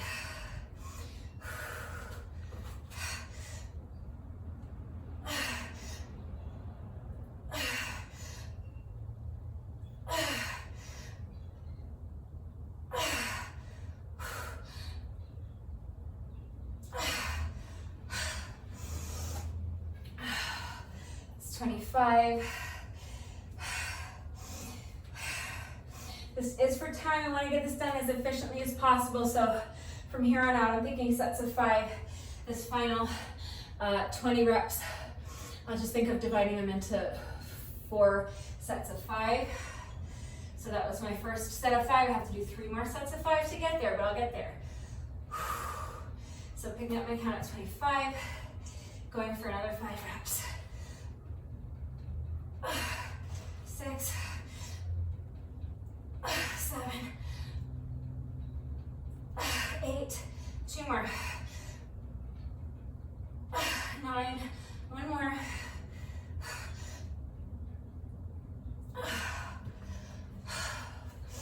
so that's 30. It's getting so hard. This is what happens when you stop working out. You lose that strength, but we're gonna get it back. That's why we're doing this. So don't get discouraged. All right, that's not allowed. You're doing the work, you're putting the work, you're doing the reps.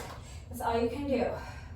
All right, I'm picking up my count at 30. I'm gonna see if I can do another 5 reps without stopping. Let's see if we can make that happen.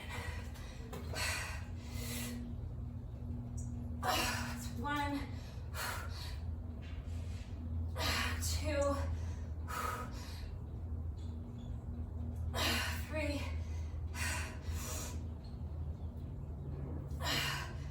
4. Can I do 1 more? 5. I'll be honest, I was so worried about my shoulder. But my shoulder is not the problem. I'm sure it's gonna be sore tomorrow, but this is just, I can't blame my shoulder for this. Whatever this is happening here, this is just a lack of strength because I haven't been working out for 3 months and there's nothing else I can blame it on. All right. It's gonna take me like twice as long as last year, but it's all good. I just have 5 more reps to go. I don't know that I'll be able to do them unbroken. I might do 3 and 2. But this is my last 5 reps, so I can do this. Picking up my count at 35.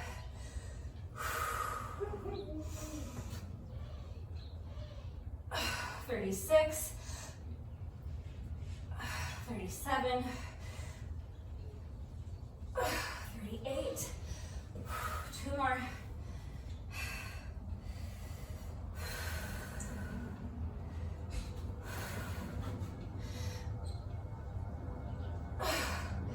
39. Last one.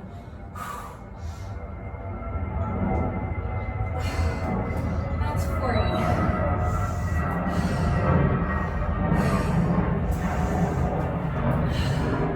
Okay, get up.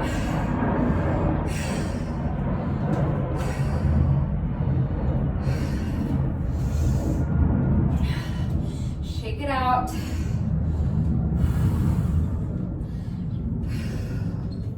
If you're struggling like I am, I know it's tempting to just lie down and cry, but just make yourself get up and move around a little bit. Just shake it out. That's it. That's our 40 squats, 40 lunges, 40 sit-ups, and 40 push-ups. That's our day 1 workout. We do have 1 rep left to go. No workout of mine is ever complete until we have done our bonus burpee. So we have just 1 rep left to go. If you know how to do a burpee, then you can go ahead and do the bonus burpee with me now. If you're unsure, hang in there just for a few seconds. I'll do my burpee and then I'll walk you through what a burpee is, how to do it, and how to modify it if you are a beginner. But it's imperative that you know how to do a burpee, because after every single workout, we are finishing with 1 bonus burpee. All right, the bonus burpee is mandatory. It is part of the challenge. It comes at the end of every single workout. It's that exclamation point at the end of the workout. All right, it's a celebration of the fact that we found the motivation to get dressed and get up, get out here today and get this done. We did our reps. It was hard, but we did it. So it's a little celebration of that fact, and it's that 1 final slap across Brutus's face, that 1 final nail in his coffin that he's done for today. We shut him up for today. He said we couldn't do this. We did it. We got it done, okay? So that is what the bonus burpee is all about. If you know how to do a burpee, go ahead and do your bonus burpee with me right now, with or without a push-up. However you do your burpees is fine. Here we go, final rep of the day.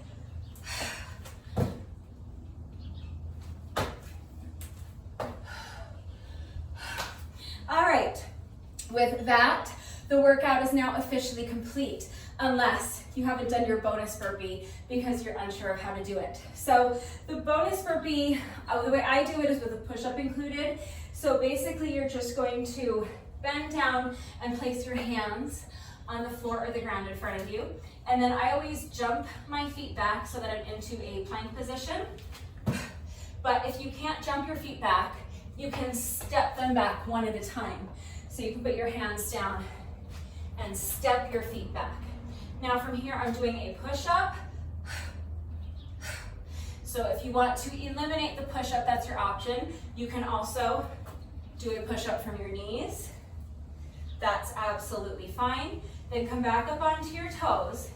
And again, you can jump your feet in, or if you prefer, you can step them in. And now you're going to stand. If you can, do a little jump. That's great. If not, you can just stand. You can reach, or you can come up onto your toes like that, all right? Whatever's gonna work for you. All right, so if you are a beginner, let's go ahead and do a beginner bonus burpee together right now. I will do it with you. So you're going to start. I'm gonna recommend using your mat for this so that you can put your knees down for the push-up if you are including a push-up. You're gonna start standing towards the center of your mat. Now bend down, put your hands on the mat in front of you. Step or jump your feet out so that you're in a plank position. Now put your knees down for your push-up if you're including a push-up. Back up onto the toes, step the feet in and stand. Come up onto your toes if you can, or if you want, you can add a little jump. All right, so with that, the workout is now officially complete, and that means that day 1 of the challenge is now officially complete. 1 day down and 39 more to go. We got this, okay? Remember, we have today, we have tomorrow, we have Friday, and we have Saturday. So just 4 days in a row, and then Sunday we get to rest, and then we'll pick it back up again on Monday. You got this. You can definitely do this with me, okay? Keep in mind that an additional 20 to 30 minutes or more of additional cardio is strongly recommended, not mandatory, not part of the challenge, but I am going to reset my timer for 40 rounds of 10-second rest intervals and 20-second work intervals. That's 20 minutes. I'm going to go grab my speaker from inside. I'm going to grab my jump rope, and I'm going to do 20 minutes of moderate paced cardio with my jump rope.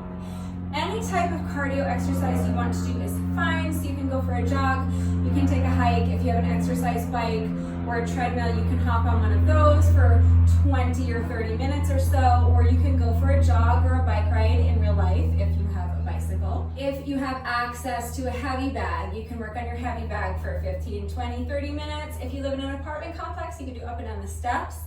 If you want to take this workout to the field at your local high school, if you have access to the field, you can run around the track, or you can do up and down the bleachers. You can go for a swim if you have access to a pool. So, you know, anywhere from like 15 minutes to maybe an hour or more if you want, as much as you want to do. But the additional cardio is not part of the challenge. You don't have to do it. I just recommend adding on that additional cardio because these workouts are going to be super short. And if you are looking to use this challenge to accelerate fat loss or really get yourself into shape for the summer, the additional cardio is really going to help you meet those goals. And of course, it's also going to be beneficial in other ways. Even if you're not trying to lose weight, you should always be looking to build on or maintain your cardiovascular health. So it's going to help keep your heart and your lungs strong. So an additional 20 to 30 minutes or more of cardio is recommended if you would like. I'm going to be jumping rope. You can do whatever you want.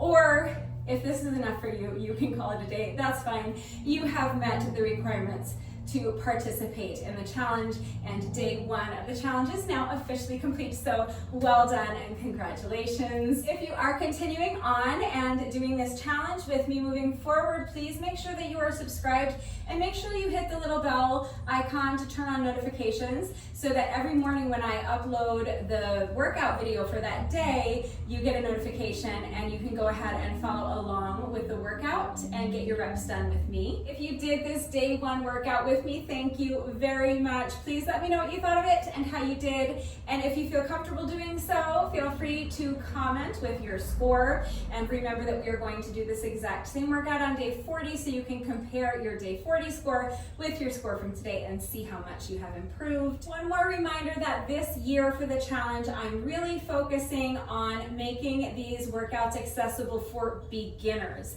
So the workouts are going to be on the shorter side this year. They are going to have fewer reps. We are going to be using pretty much no equipment whatsoever. We're going to be focusing on body weight exercises.